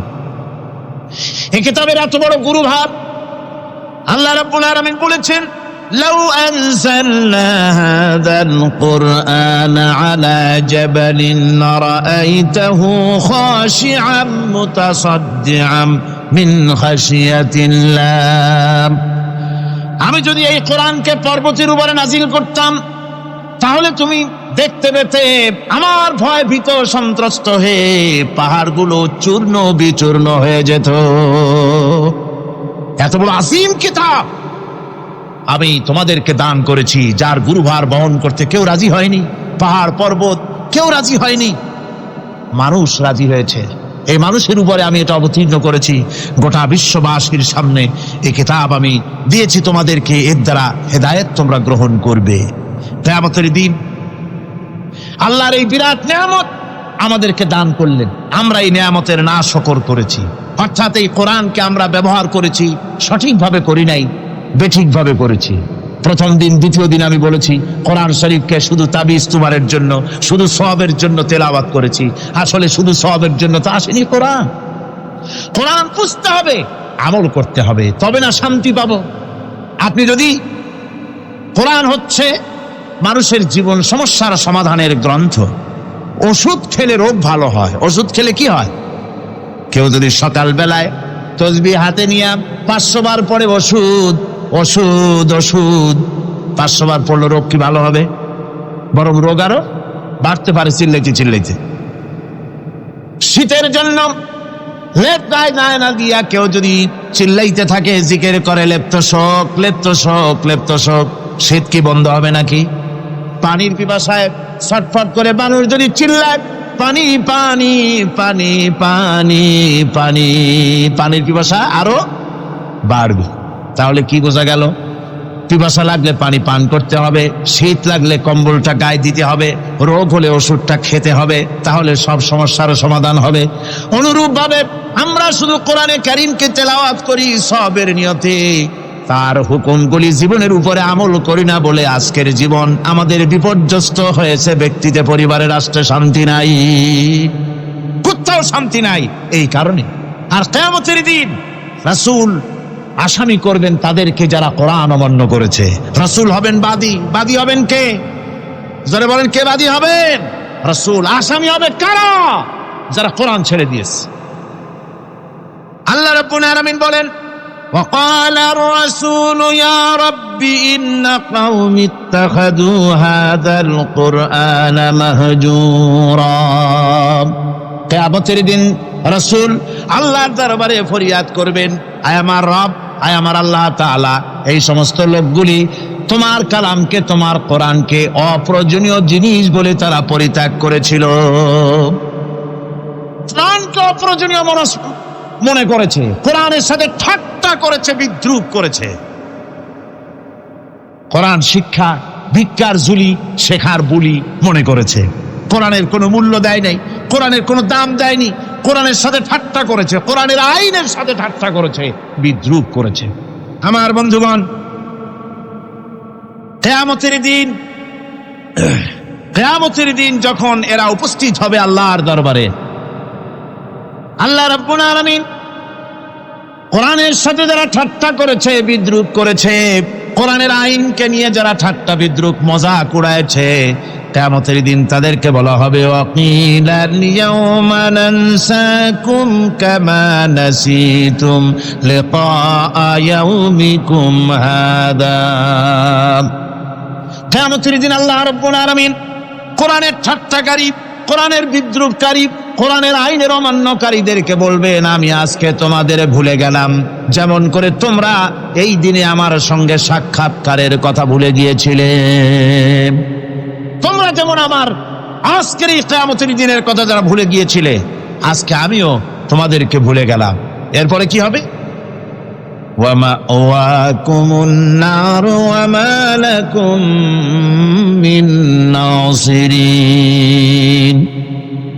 আল্লাহ পাক বলেন এরপরে এদের জায়গা হবে জাহান্নাম, আর এদের সাহায্যকারীও কেউ থাকবে না, জাহান্নামে চিরকাল থাকতে হবে। এটা এই জন্য যে তারা আল্লাহর কোরআনের সঙ্গে ঠাট্টা করেছে, বিদ্রুপ করেছে, কোরআনের আইন মানে নাই, কোরআনের আইনকে অমান্য করে চলেছে। এই জন্য কিয়ামতের দিন আল্লাহ রাব্বুল আলামিন তাদেরকে শাস্তি প্রদান করবেন। কোরআন পৃথিবীর বুকে আল্লাহ নাজিল করেছেন, শুধু তেলাওয়াত করবেন ঝুলে ঝুলে, এজন্য নয়। কি জন্য নাজিল হলো? এবার উদ্দেশ্য শুনুন। আল্লাহ পাক বলেন আর রহমান আল্লামাল কোরআন। আল্লাহ রাব্বুল আলামিন তিনি হলেন এমন দয়াবান, এমন রহমান, যিনি কোরআন শিখালেন। কি কারণে শিখালেন? কোরআন নাজিলের উদ্দেশ্য কি? আল্লাহ পাক বলেন ইন্না আনজালনা ইলাইকাল কিতাবা বিল হাক্কি লিতাহকুমা বাইনান নাসি বিমা আরাকাল্লাহ। আল্লাহ পাক বলেন এই কিতাব আমি আপনার প্রতি অবতীর্ণ করেছি এই জন্যে যাতে করে আপনি আল্লাহর প্রদর্শিত এই বিধান অনুযায়ী মানুষের উপরে বিচার ফয়সালা করতে পারেন। মানুষের উপরে আইন চলবে আল্লাহ। কার আইন? জোরে বলেন কার আইন? আলা লাহুল খালক ওয়াল আমর। সৃষ্টি যার, আইন চলবে কার? আল্লাহ পাক বলেন এই জন্য নাজিল করলাম, কোরআন নাজিল করেছি যাতে করে কোরআনের আইন দিয়ে বিচার ফয়সালা করতে পারেন, সেই জন্যই কোরআন নাজিল করলাম। আসলে আল্লাহ নবীর এই পৃথিবীতে আগমনের উদ্দেশ্য ওটাই ছিল। হুয়াল্লাযী আরসালা রাসূলাহু বিল হুদা ওয়া দীনিল হক লিইয়ুযহিরাহু আলাদ-দীনি কুল্লিহি ওয়া কাফা বিল্লাহি শাহীদা। আল্লাহ রাব্বুল আলামিন বলেন আমি আমার রাসূলকে দ্বীনে হক সত্যের বিধান সহকারে দুনিয়ায় প্রেরণ করেছি। লিইয়ুযহিরাহু আলাদ-দীনি কুল্লিহি আয় লিইয়ুগলিবাহু আলা সাইরিল আদিয়ান। সমস্ত আদিয়ানে বাতিলের উপরে আমার দ্বীনকে বিজয়ী করে দেওয়ার জন্য আমি রাসূলের কাছে কিতাব সহকারে তাকে অবতীর্ণ করেছি। এ দায়িত্ব শুধু মুহাম্মদ সাল্লাল্লাহু আলাইহি ওয়াসাল্লামের ছিল না, দুনিয়ার উপরে আল্লাহর দ্বীন কায়েম করা, আল্লাহর বিধান অনুযায়ী মানুষের বিচার ফয়সালার দায়িত্ব শুধু মুহাম্মদ সাল্লাল্লাহু আলাইহি ওয়াসাল্লামের ছিল না, সমস্ত নবীদের ছিল। কাদের ছিল? সব নবীদের ছিল। فبعث الله النبيين مبشرين منذرين وأنزل معهم الكتاب بالحق ليحكم بين الناس। আল্লাহ পাক বলেন সমস্ত নবীদের কাছে আমি কিতাব অবতীর্ণ করেছি এই জন্য যে তারা সহজ এবং সোজা পথে যারা চলতে চায় তাদেরকে তিনি সুসংবাদ দিবেন, আর বাঁকা পথে যারা চলবে তাদেরকে তিনি জাহান্নামের ভীতি প্রদর্শন করবেন। আর আমি তার উপরে যে কিতাব অবতীর্ণ করেছি এই কিতাব দিয়ে জনগণের উপরে বিচার ফয়সালা করবে, আইন চলবে আল্লাহর কিতাব দিয়ে। আইন চলবে কি দিয়ে? আল্লাহর কিতাব দিয়ে। আল্লাহর কিতাব অনুযায়ী জনগণকে পরিচালিত করবেন। এই জন্য আমি এই কোরআনকে নাজিল করেছি, অতীত এই কিতাবগুলি নাজিল করেছি। কুল ইয়া আইয়ুহান নাসু ক্বাদ জাআকুমুল হাক্কু মির রাব্বিকুম। আল্লাহ পাক বলেন নবী আপনি বলে দেন, আপনি বলুন হে মানব সকল, আল্লাহর পক্ষ থেকে তোমাদের জন্য মহাসত্য এসেছে, এই মহাসত্য যদি অনুসরণ করো তোমাদের জন্য কল্যাণকর হবে। ওমান দাল্লা ফাইন্নামা ইয়াদুল্লু আলাইহা। আর যদি কোরআনকে অমান্য করো, আল্লাহর কিতাবকে অমান্য করো, তাহলে তোমাদের জন্য অকল্যাণ হবে। আজ আপনারা বলেন আল্লাহর কিতাবের আইন কি আমাদের দেশে চলে? কোরআনের আইন কি চলে? চলে না। কোরআনের আইন চলে না। আমরা কি খুব শান্তিতে আছি? খুব আরামে আছি? শ্রমিকরা তাদের শ্রমের মূল্য পায়, কৃষক তার উৎপাদিত পণ্যের সঠিক দাম পায়, নারী তার সতীত্বের মর্যাদা পায়। জনগণ কি আরামে ঘুমাতে পারে? না, জনগণ রীতিমতো দুবেলা পেট পুরে সমস্ত জনগণ খেতে পারে। এর একমাত্র কারণ হচ্ছে কোরআনের আইনকে অমান্য করা হয়েছে।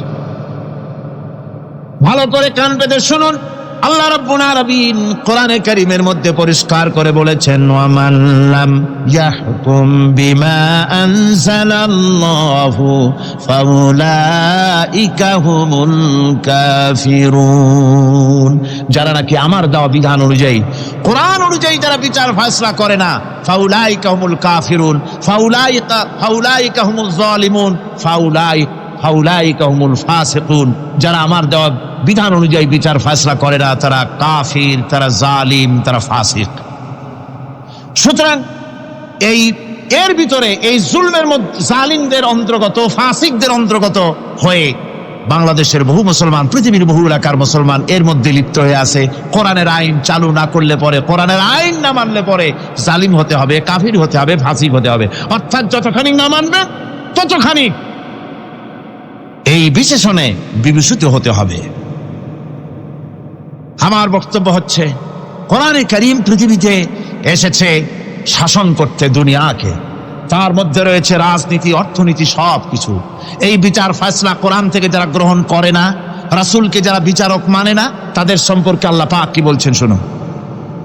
ফালা ওয়া রাব্বিকা লা ইউমিনুনা হাত্তা ইউহাক্কিমুকা ফীমা শাজারা বাইনাহুম সুম্মা লা ইয়াজিদু ফী আনফুসিহিম হারাজাম মিম্মা কাদাইতা ওয়া ইউসাল্লিমু তাসলিমা।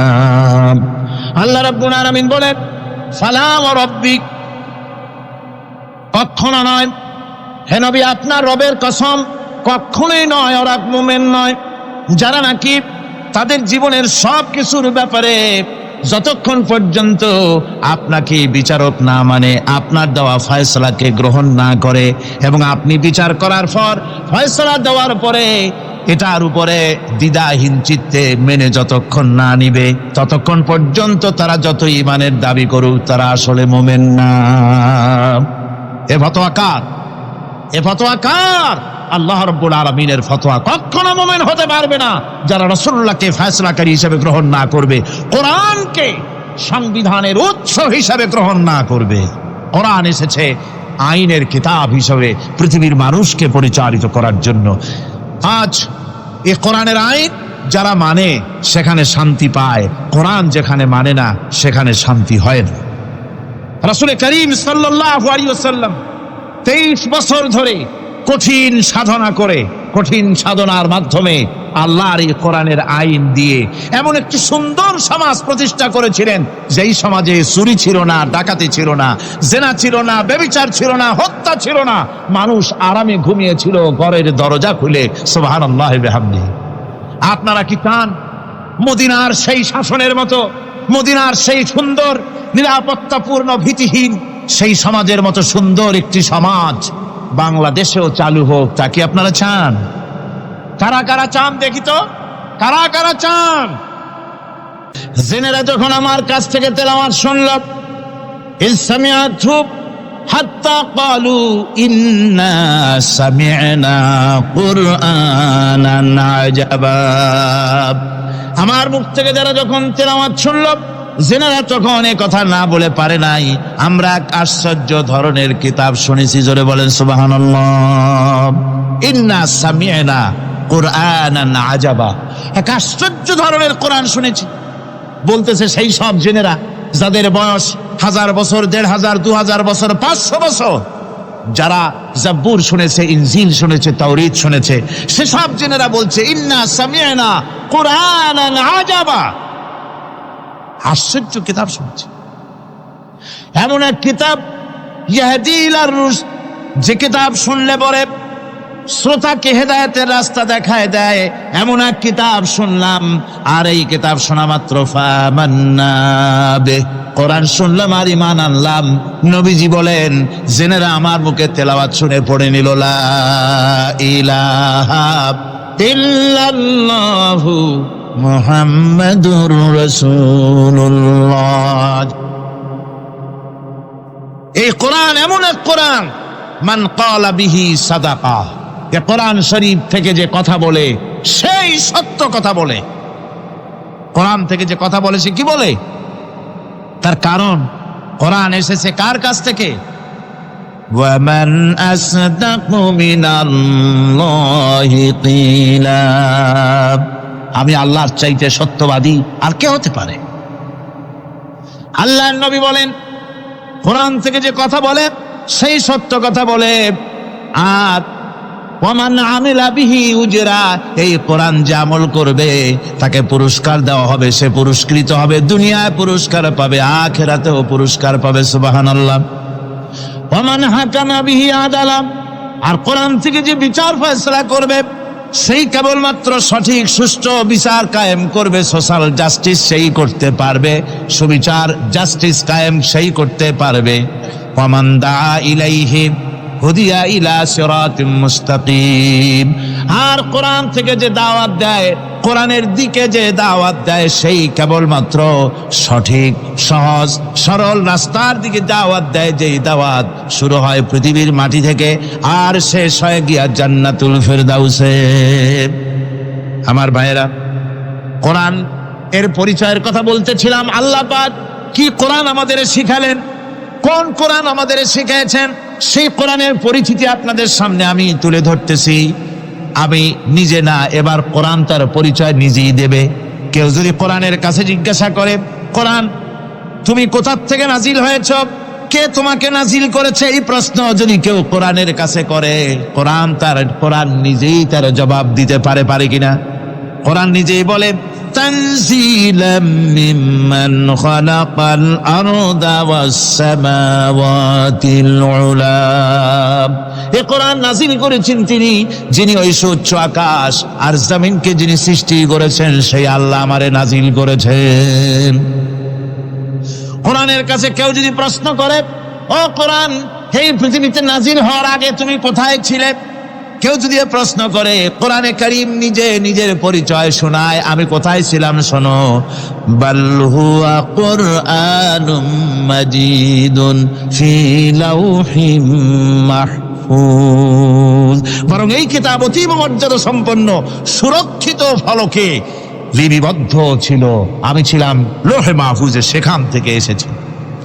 যদি কেউ প্রশ্ন করে, কোরআন কি কোরআন, তুমি কার উপরে অবতীর্ণ হয়েছ, জবাব কোরআন নিজেই দেয়, ওয়া আমিনু বিমা নুজিলা আলা মুহাম্মাদ ওয়া হুয়াল হাক্কু মির রাব্বিহিম, ঈমান আনো সেই জিনিসের উপরে যেটা মুহাম্মদ সাল্লাল্লাহু আলাইহি ওয়াসাল্লামের উপর অবতীর্ণ হয়েছে।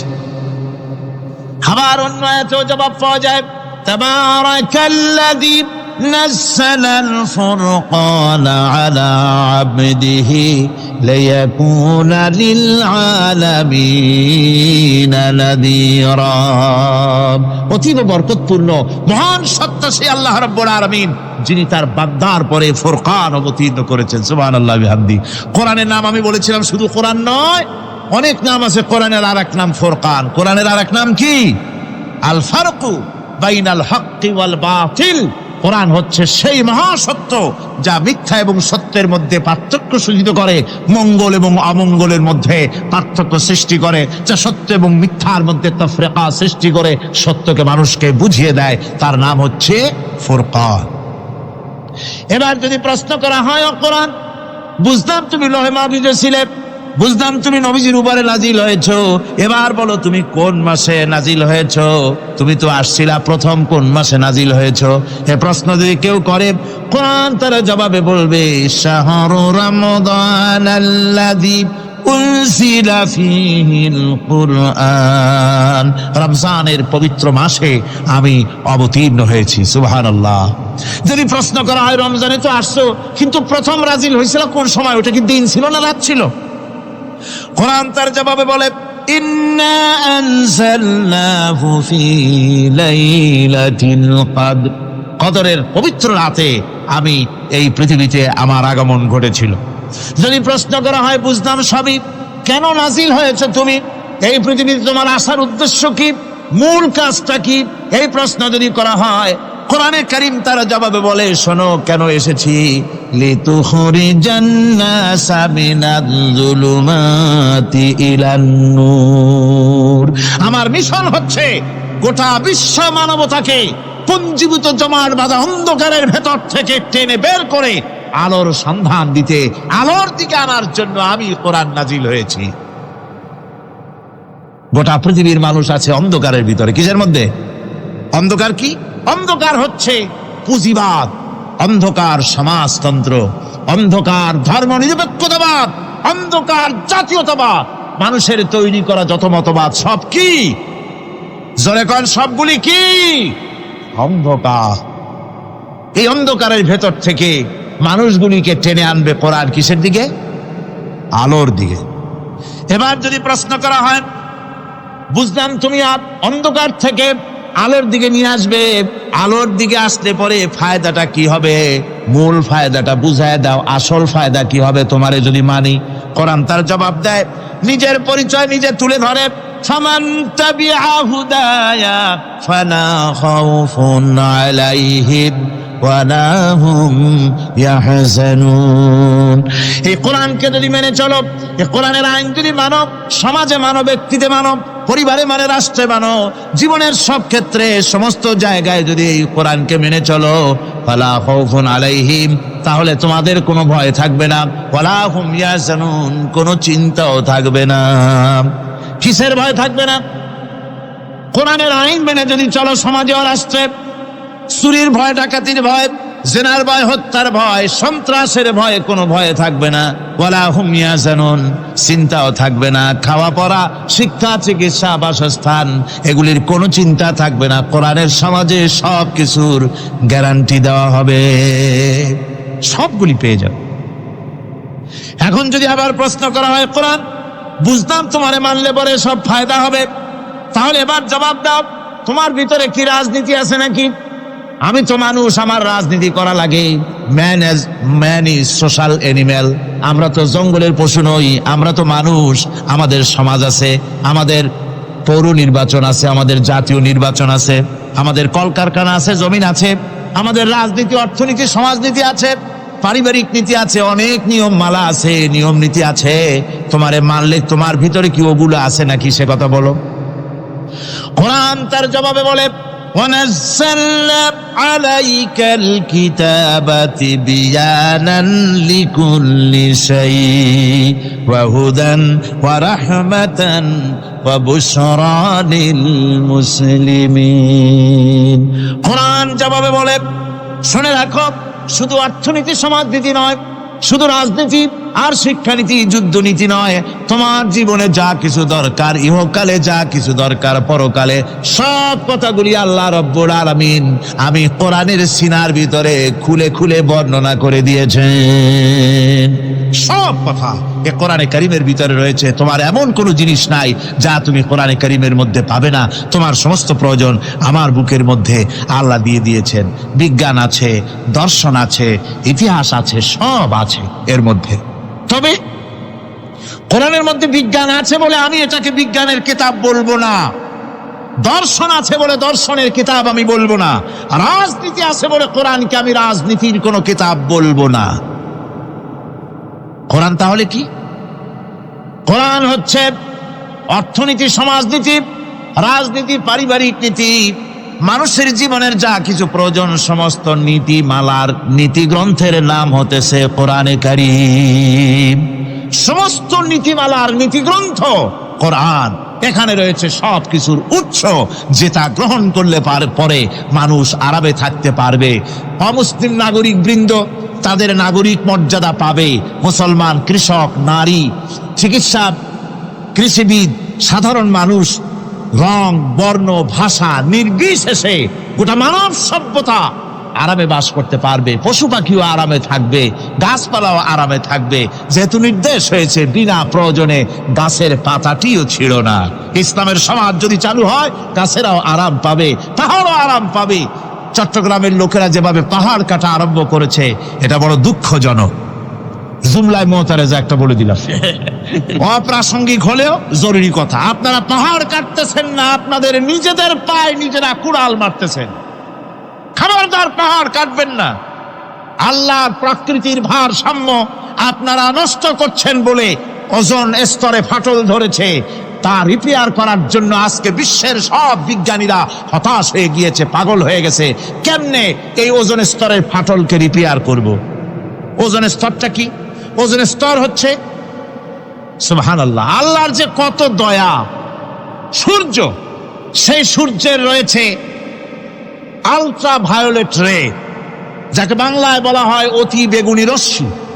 যে রশ্মিটা সৃষ্টি জগতে যদি আসে আর তা যদি কোনো প্রাণীর শরীরকে টাচ করে, তাহলে সমস্ত প্রাণী ক্যান্সার হয়ে, এক্সিমা হয়ে, বিথহাউস হয়ে, অ্যাজমা হয়ে সমস্ত প্রাণী মরে যাবে, কেউ বাঁচবে না। মারাত্মক রশ্মি। সেই রশ্মিটা যাতে সৃষ্টি জগৎকে টাচ করতে না পারে, সেজন্য আল্লাহ পাক একটা ওজনের স্তর তৈরি করেছেন। ওখানে এসে ওটা বাধাপ্রাপ্ত হয়, পৃথিবীর মাটিতে আসে না। যা কিছু পৃথিবীর মানুষের জন্য, পৃথিবীর জন্য কল্যাণকর, সেগুলি সূর্য থেকে আসতে থাকে। সুবহানাল্লাহ ওয়া বিহামদি। যেটা ক্ষতিকর, সেটা আল্লাহ পাক আটকায় রাখেন। এখন সেই ওজনের স্তরে ফাটল ধরলো। কেমনে ফাটল ধরলো? ফাটল আপনি আমি ধরাইছি। আপনি বলবেন যেটা কেমন কথা, আমি তো ওইখানে যাই নাই, আমি ফাটল ধরাইলাম কেমনে? ওই যে সেই আপনার প্রাইমারি স্কুলে ভিজিট করতে গিয়েছিলেন ইন্সপেক্টর, তারপরে প্রাইমারি না হাই স্কুল ভিজিট করতে গেছে, যায়া জিজ্ঞেস করছে ছেলেরা কি পড়ছো? বল ইতিহাস। ঠিক আছে, ইতিহাস থেকেই প্রশ্ন করব, বলতো চীনের প্রাচীর কে ভেঙেছে? ছেলেরা জবাব দিচ্ছে, তুমি বলো, তুমি বলো। কেউ বলছেন। বেঞ্চের কোনা যে ছেলেটি, সে বলছে সর্বনাশ, কেউ যখন স্বীকার করে না, এটা তো আমার মাথায় আসবে। সব শেষ ইন্সপেক্টর তাকে বলছে, তুমি বলো তো কে ভেঙেছে চীনের প্রাচীর? কয় স্যার, গ্রামে আমার দুষ্টমির যথেষ্ট বদনাম আছে, কিন্তু চীনের প্রাচীর ভাঙার মতো দুষ্কর্ম আমি করি নাই। ইন্সপেক্টর খুব রেগে গেলেন, মাস্টারের দিকে তাকালেন, এই বুঝি আপনার ইতিহাস পড়ানো? মাস্টার ইন্সপেক্টরের বিরক্তি ভরা মুখ দেখে বলছেন, স্যার রাগ করবেন না, এসব ছাত্র তো আমার, ওদের অবস্থা তো আমি জানি। আপনি আসছেন ঢাকা থেকে, আপনি জানবেন কি? আমি হলপ করে বলতে পারি আমার ক্লাসের কোন ছাত্র চীনের প্রাচীর ভাঙে নাই। ইন্সপেক্টর রাগ হইয়া চলে গেছে হেডমাস্টারের রুমে, যায় বলছে যে আমি আপনার স্কুলের গ্রান্টকে আমি নাকচ করে দেব, মঞ্জুরি আমি ক্যান্সেল করে দেব। কেন? এই অবস্থা।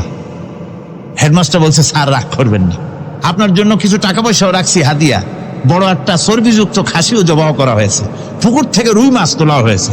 তারপরেও আমার ছাত্ররা, টিচাররা বলার পরেও যদি আপনার সন্দেহ হয়ে থাকে যে আমার ছাত্ররাই ভাঙছে, তো ওই আপনি অসন্তুষ্ট হবেন না, রাগ করবেন না। স্যার ওই প্রাচীর ভাঙতে যা খরচ লাগে আমি কিছু খরচ দেবো, তো আপনি রাগ করেন না। এখন চিন্তা করেন, স্কুলের ছাত্র থেকে শুরু করে হেডমাস্টার পর্যন্ত জ্ঞানের বহর। তো বলতেছিলাম, আপনি আমি ওজনের স্তরে ফাটল ধরিয়েছি, তার অর্থ এই নয় যে আপনারা গিয়ে ওখানে কুড়াল মারিয়ে ওটারে ভাঙছেন। তাহলে ওটা কি হয়েছে? কোরআনে কারিমে রব্বুল আলামিন বলেন, ওয়ামা সাবাকুম মিন মুসিবাতিন ফাবিমা কাসাবাত আইদিকুম ওয়া ইয়াফু আন কাসীর। যত বিপদ তোমাদের উপর আরোপিত হয়, সমস্ত বিপদ তোমাদের দুই হাতের কামাই করা। কে বলছেন? আল্লাহ পাক। ওজনের স্তরে ফাটল ধরেছে, এটা বিপদ, বিশ্বের সমস্ত মানব সভ্যতা সৃষ্টি জগতের জন্য বিপদ। এই বিপদের জন্য দায়ী পৃথিবীর মানুষ। কিরকম? সেটা হচ্ছে গাড়ির পেছন থেকে যে কালো ধোঁয়া বের হয়, কল কারখানার চিমনি থেকে যে কালো ধোঁয়া বের হয়, এই কালো ধোঁয়াগুলি, তারপরে সমস্ত কেমিক্যাল উইপেন সেগুলি যে টেস্ট করা হয়, তার রিয়াকশন ইত্যাদি, এই কালো ধোঁয়া এবং সমস্ত মারণাস্ত্রগুলি এক্সপেরিমেন্ট করার সমস্ত এই রিয়াকশনগুলি সবগুলি গিয়ে ওই ওজন স্তরে ফাটল ধরিয়ে দিয়েছে। আস্তে করে পাতলা হয়ে এটা ফেটে গিয়েছে, অতি বেগুনি রশ্মি আসা শুরু করেছে। এটাকে বন্ধ করার জন্য বিজ্ঞানীরা আজ মরিয়া হয়ে গিয়েছে। ইনশাআল্লাহ আল্লাহ পাক তার বিজ্ঞানীদের মানুষের মাথায় বুদ্ধি এনে দিবেন, রিপেয়ারও হয়ে যাবে ইনশাআল্লাহ। সবাই বলেন ইনশাআল্লাহ।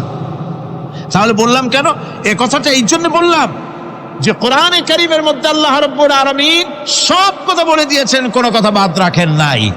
পাহাড়গুলি ভেঙে আমরা ক্ষতি করতেছি, গাছগুলি কেটে আমরা ক্ষতি করতেছি, প্রকৃতির ভারসাম্য নষ্ট করে দিচ্ছি, ফলে সমুদ্রের পানি স্ফীত হচ্ছে, ভূমিকম্প বাড়তেছে, ঘূর্ণিঝড় হচ্ছে, টর্নেডো হচ্ছে, পৃথিবী বিধ্বস্ত হয়ে যাচ্ছে, ক্লাইমেটের পরিবর্তন আসছে। আজকে পৌষ মাস, এটা কি মাস? কত তারিখ? দেখেন বাংলা ভাষাকে কত মহব্বত করি। যদি বলি আজকে ডিসেম্বরের কত তারিখ, গড়গড় করে মুখস্থ হয়ে যাবে। বাংলারে খুব ভালোবাসি, মাস্টার তারিখ বলতে পারলাম না, দুঃখিত। এই হলো আমাদের ভালোবাসা। আজকে পৌষ মাসের অর্ধেকও শেষ হয়ে যাচ্ছে, অথচ মনে হচ্ছে শীত যেন তার শ্বশুর বাড়ি বেড়াতে গেছে। এই যে অবস্থা, এই অবস্থা শুধু বাংলাদেশে নয়, গোটা পৃথিবীতে ক্লাইমেটের একটা বিরাট পরিবর্তন আসতেছে, একটা বড় রকমের পরিবর্তন আসতেছে। এর কারণ হচ্ছে এই পৃথিবীর মানুষেরা নিজেরাই প্রকৃতির ভারসাম্যকে নষ্ট করে দিয়েছে। এই ভারসাম্য নষ্ট হওয়ার কারণে আবহাওয়ার পরিবর্তন হচ্ছে, সামুদ্রিক জলোচ্ছ্বাস বাড়তেছে, ভূমিকম্প, আগ্নেয়গিরি ইত্যাদি হচ্ছে এবং পৃথিবীর মানুষ বিধ্বস্ত হচ্ছে। বলতেছিলাম এই কোরআনে কারীমের মধ্যে আল্লাহ পাক সব কথা বলে রেখেছেন। যদি জানতাম, বুঝতাম, তাহলে এই অবস্থার সৃষ্টি হতো না। এটা বিজ্ঞানের বই নয়, রাজনীতির বই নয়, সমাজনীতির বই নয়, বরং সমস্ত নীতিমালার উচ্চ, জ্ঞানের উচ্চ হচ্ছে আল কোরআন। জ্ঞানের উচ্চ কি? আরো জোরে বলেন, জ্ঞানের উৎস কি? আল কোরআন। পবিত্র কোরআনে এমন এমন ঘটনা আল্লাহ পাক বলেছেন যা ষষ্ঠ শতাব্দীর দুনিয়া এ সম্পর্কে কিছুই জানতো না।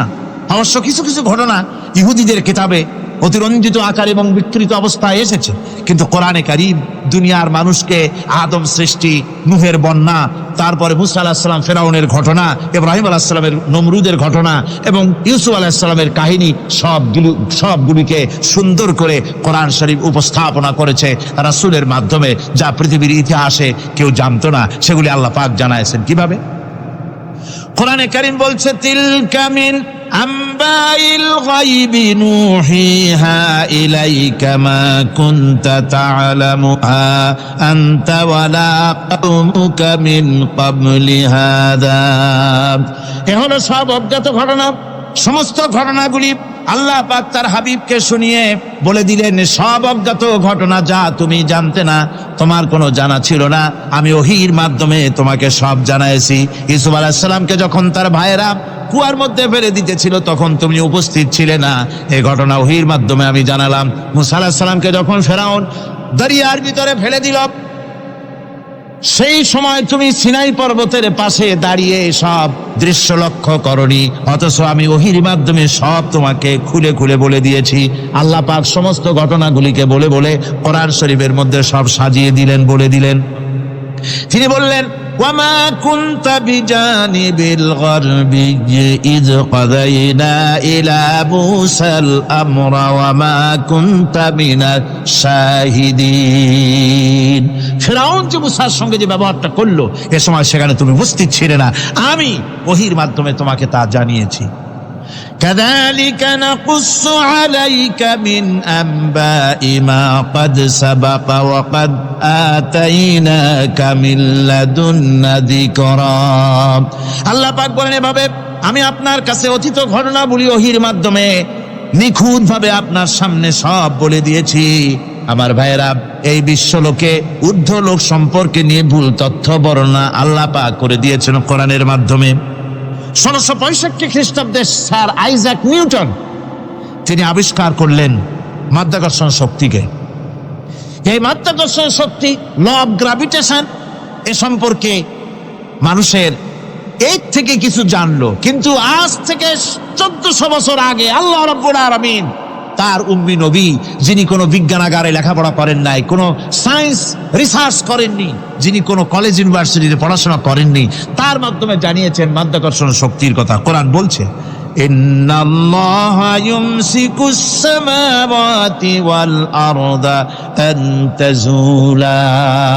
এই পৃথিবী এবং সমস্ত গ্রহ উপগ্রহকে আল্লাহ পাক বলছেন, আমি এমন এক শক্তি দিয়েছি যে শক্তির মাধ্যমে একটা আরেকটাকে আকর্ষণ করে রাখছে। এই পৃথিবীতে মাধ্যাকর্ষণ শক্তি শুধু পৃথিবীর নাই, সূর্যের আছে, মঙ্গলের আছে, নেপচুনের আছে, ইউরেনাসের আছে, বৃহস্পতির আছে। প্রত্যেকটি গ্রহের আলাদা আলাদা মাধ্যাকর্ষণ শক্তি আছে, আর এই শক্তির বলে একটা আরেকটাকে টেনে ধরছে যাতে করে বিচ্ছিন্ন হয়ে না যায়, যাতে করে ধ্বংসপ্রাপ্ত না হয়। এগুলি আল্লাহ পাক এই তথ্যগুলি কোরআনে কারীমের মধ্যে বলেছেন। ফলে মরিস বুকাইলির মতো লোক, যিনি ফরাসি দার্শনিক, তিনি বলেছেন দুনিয়ার সমস্ত বিজ্ঞানীদের থিওরি হচ্ছে এই যে বিজ্ঞানের কোনো থিওরি ফাইনাল নয়। আজ একটা হচ্ছে, কাল সেটাকে পরিবর্তন করে নতুন আর এক থিওরি আসতেছে। কিন্তু কোরআনে কারীমের মধ্যে আমি, কে বলতেছেন এ কথা? না না না, মরিস বুকাইলি বলছে, কোরআন শরীফের ভিতরে আমি যে বিজ্ঞানের তথ্য পেয়েছি, থিওরি পেয়েছি, তার কোনো পরিবর্তন আজও হয় নাই, ভবিষ্যতেও হওয়ার কোনো সম্ভাবনা নাই। মরিস বুকাইলি মনে করেছিলেন বেদ আর বাইবেলে যেমন ভুল আছে, কোরআন শরীফে ওই রকম ভুল আছে, নাউজুবিল্লাহ। সেই জন্য তিনি আরবি শিখলেন কোরআন বোঝার জন্য, ভুল ধরার জন্য। কোরআন শিখলেন কি জন্যে? ভুল ধরার জন্য। আর এমন সেটা শিখছেন, ওই আরবি শিক্ষা মানে আমাদের দেশের লোকদের মতো আনাকুম জানাকুম শেখে নাই, ভালো করেই শিখছে, ভালো করেই মুখস্থ করেছে, তার ভালো করে আরবি শিখেছেন, তারপরে কোরআন শরীফ পড়েছেন, তারপরে তিনি এ কোরআন পড়ে তেলাওয়াত করে বুঝে এরপরে তিনি বই লিখেছেন দি Bible, the Quran and science. এই বইয়ের মধ্যে তিনি পরিষ্কার লিখেছেন, কোরআন পড়লাম, এর ভিতরে একটা নকতা দেওয়ার, একটা কলমের ফোঁটা দেওয়ার জায়গা কারো নাই। কোরআন নিঃসন্দেহে মহান স্রষ্টা আল্লাহ রাব্বুল আলামিনের মানুষের বানানো কিতাব, এটা হতে পারে না। সুতরাং কোরআন শরীফের মধ্যে আল্লাহ পাক সব কথা বলে দিয়েছেন। বিজ্ঞানের সাথে কিন্তু কোরআনের সংঘর্ষ নাই। অনেকে মনে করে যে বিজ্ঞান আর কোরআন এর মধ্যে বিরাট সংঘর্ষ। না, বিরাট সংঘর্ষ নয়, দুই একটা পয়েন্টে সংঘর্ষ থাকতে পারে। অধিকাংশ ব্যাপারই বিজ্ঞান, আমি মনে করি বিজ্ঞানের আবিষ্কার যত বাড়বে, কোরআন বোঝা মানুষের জন্য তত সহজ হবে। এটা আমার ধারণা, এটা আমার ধারণা। বিজ্ঞানের সাথে দুই একটা পয়েন্টের উপরে সংঘর্ষ আছে, যেমন চন্দ্র এবং সূর্য সম্পর্কে, সৌরজগৎ সম্পর্কে Copernicus, Kepler, Galileo, Newton, Einstein মহাশূন্য সম্পর্কে যে সব বক্তব্য রেখেছেন, সেসব বক্তব্যের সাথে কোরআন শরীফের কিছুটা বৈপরীত্য রয়েছে। যেমন কেউ বলেছেন সূর্য ঘোরে, পৃথিবী স্থির, কেউ বলে সূর্যের চতুর্দিকে পৃথিবী ঘোরে, কেউ কয় চন্দ্র ঘোরে, কেউ কয় আমরা কি আর বসে থাকি, আমরাও ঘুরি।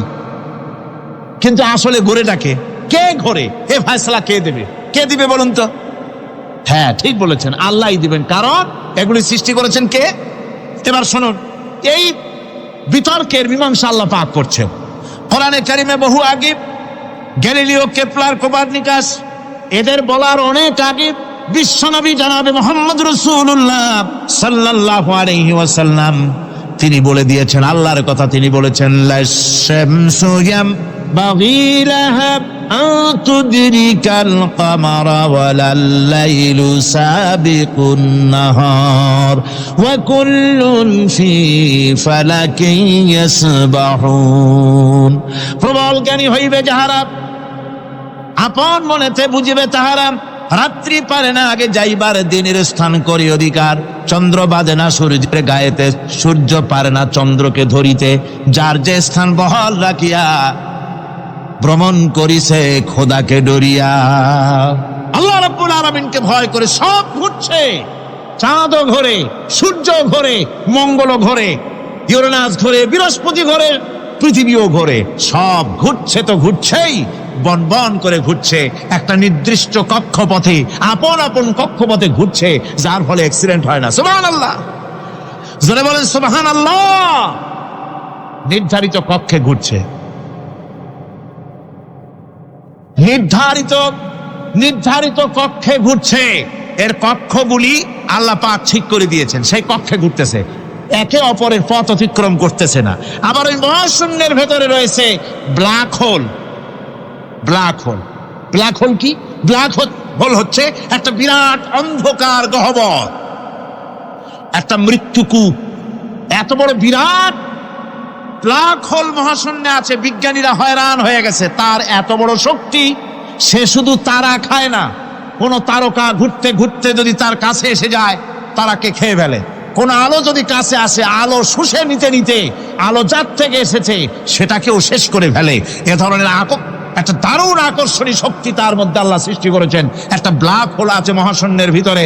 সূর্য, চন্দ্র, গ্রহ, নক্ষত্র, যে সূর্য পৃথিবীর চাইতে 13 লক্ষ গুণ বড়, এমন 2 কোটি সূর্য খাইয়া হজম করতে পারে, এত বড় ব্ল্যাক হোল আল্লাহ তৈরি করে রেখেছেন মহাশূন্যের উপরে। রয়েছে মিল্কি ওয়ে, রয়েছে গ্যালাক্সি, অন্তত 10,000 কোটি, 10 সহস্র কোটি তারকা দিয়ে সমৃদ্ধ গ্যালাক্সি মিল্কি ওয়ে। যেটা অন্ধকার রাত্রে তারকা সজ্জিত রাতে উত্তর দক্ষিণ দিকে টানা একটা পথের মতো দেখা যায়। এটা হচ্ছে গ্যালাক্সি, এইটাকে বলা হয় মিল্কি ওয়ে, এটা হচ্ছে ছায়াপথ। অসংখ্য তারকা এর মধ্যে রয়েছে। কত বড় বড় তারকা, অনেক দূরে, তাই আমরা দেখি বিন্দু বিন্দু। আসলে কি বিন্দু না, কত বড় জানেন? বিজ্ঞানীরা বলেছেন দৈত্যের মতো বিরাট বিরাট তারকা আছে, যে সূর্য পৃথিবীর চাইতে 13 লক্ষ গুণ বড়।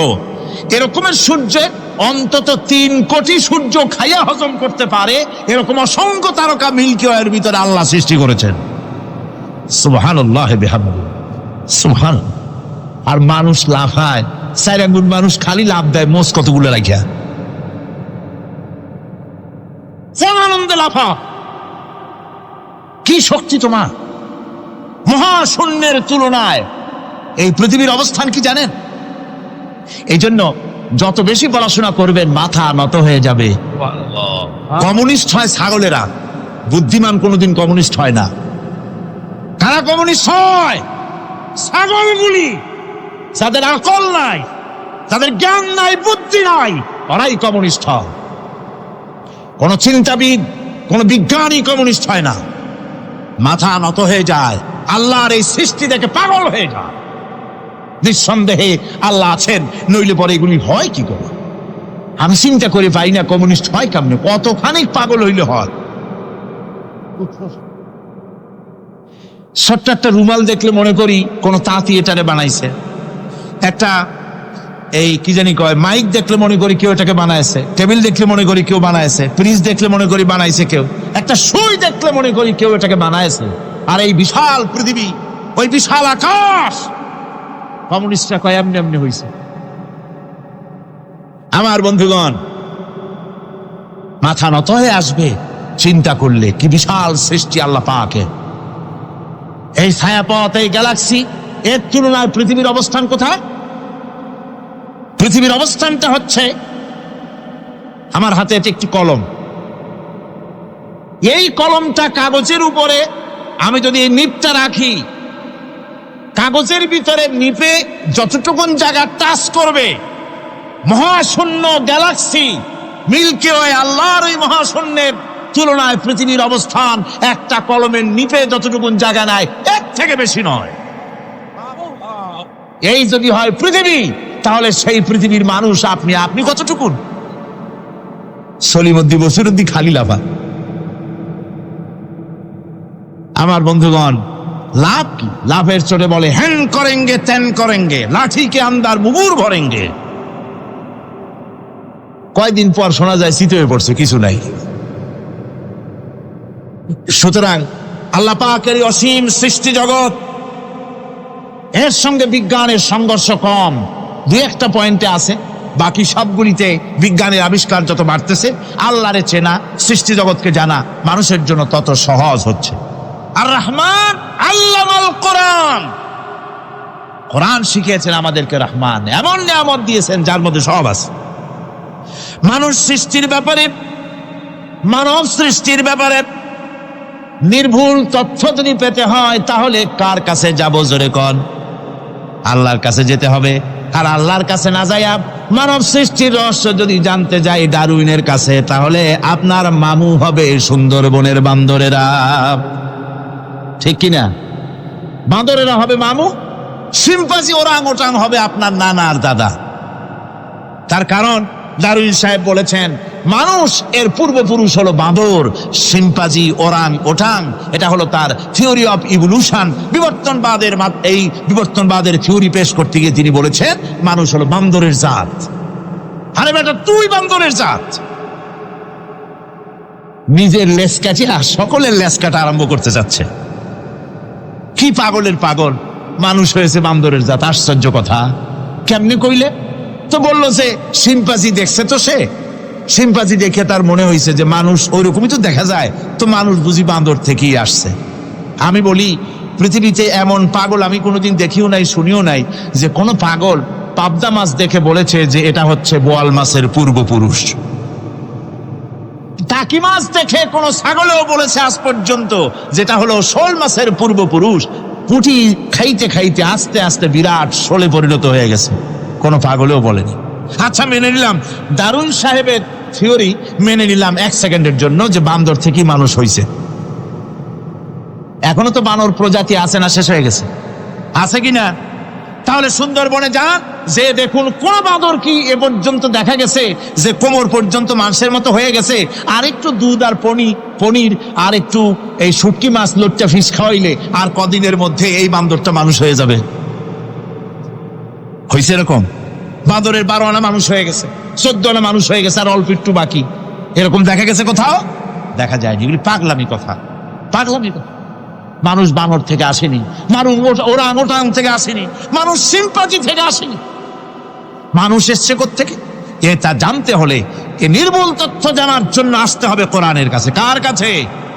আল্লাহ রাব্বুল আলামিন তার হাবিবের মুখ থেকে মানব সৃষ্টি রহস্য তিনি উদ্ঘাটন করে দিয়েছেন। তিনি বলেছেন, দুনিয়াবাসীকে শুনিয়েছেন, ফালয়ানজুরিল ইনসানু মিম্মা খুলিক خلق من ماء دافق يخرج من بين الصلب والترائب।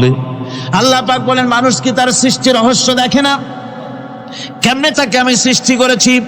মায়ের বক্ষ পিঞ্জর থেকে, বাপের পৃষ্ঠ থেকে সবেগে নির্গত এক ফোঁটা নাপাক পানি দিয়ে আমি আল্লাহ মানুষকে সৃষ্টি করেছি। বান্দর থেকে নয়, ওরাংওটাং থেকে নয়, সিম্পাজি থেকে নয়, মানুষের অরিজিন মানুষ। আদম থেকে তোমরা জন্মগ্রহণ করেছো, আদম এসেছে মাটি থেকে, তোমরা এসেছো আদম থেকে। সুবহানাল্লাহ বিহামদি। এটাই হলো মানব সৃষ্টি রহস্যের কথা আল্লাহ পাক বলে দিয়েছেন। অন্যত্র আল্লাহ বলেন, ইন্না খালাকনাকুম মিন তুরাবিন সুম্মা মিন নুতফাতিন সুম্মা মিন আলাকাতিন সুম্মা মিন মুদগাহ। নিষ্প্রাণ মাটি থেকে তোমার উৎপত্তি হয়েছে, আর এই নিষ্প্রাণ মাটি দিয়ে তোমাকে তৈরি করা হয়েছে। এগুলি মাতৃগর্ভের ভিতরে গিয়া নাপাক পানি ফোঁটা জমাট রক্ত হয়েছে, গোশত হয়েছে, তারপরে মানুষের আকৃতি দিয়েছি, আর এরপরে বাচ্চার আকারে মায়ের পেট থেকে আমি আল্লাহ মানুষ করে তোমাকে বের করেছি।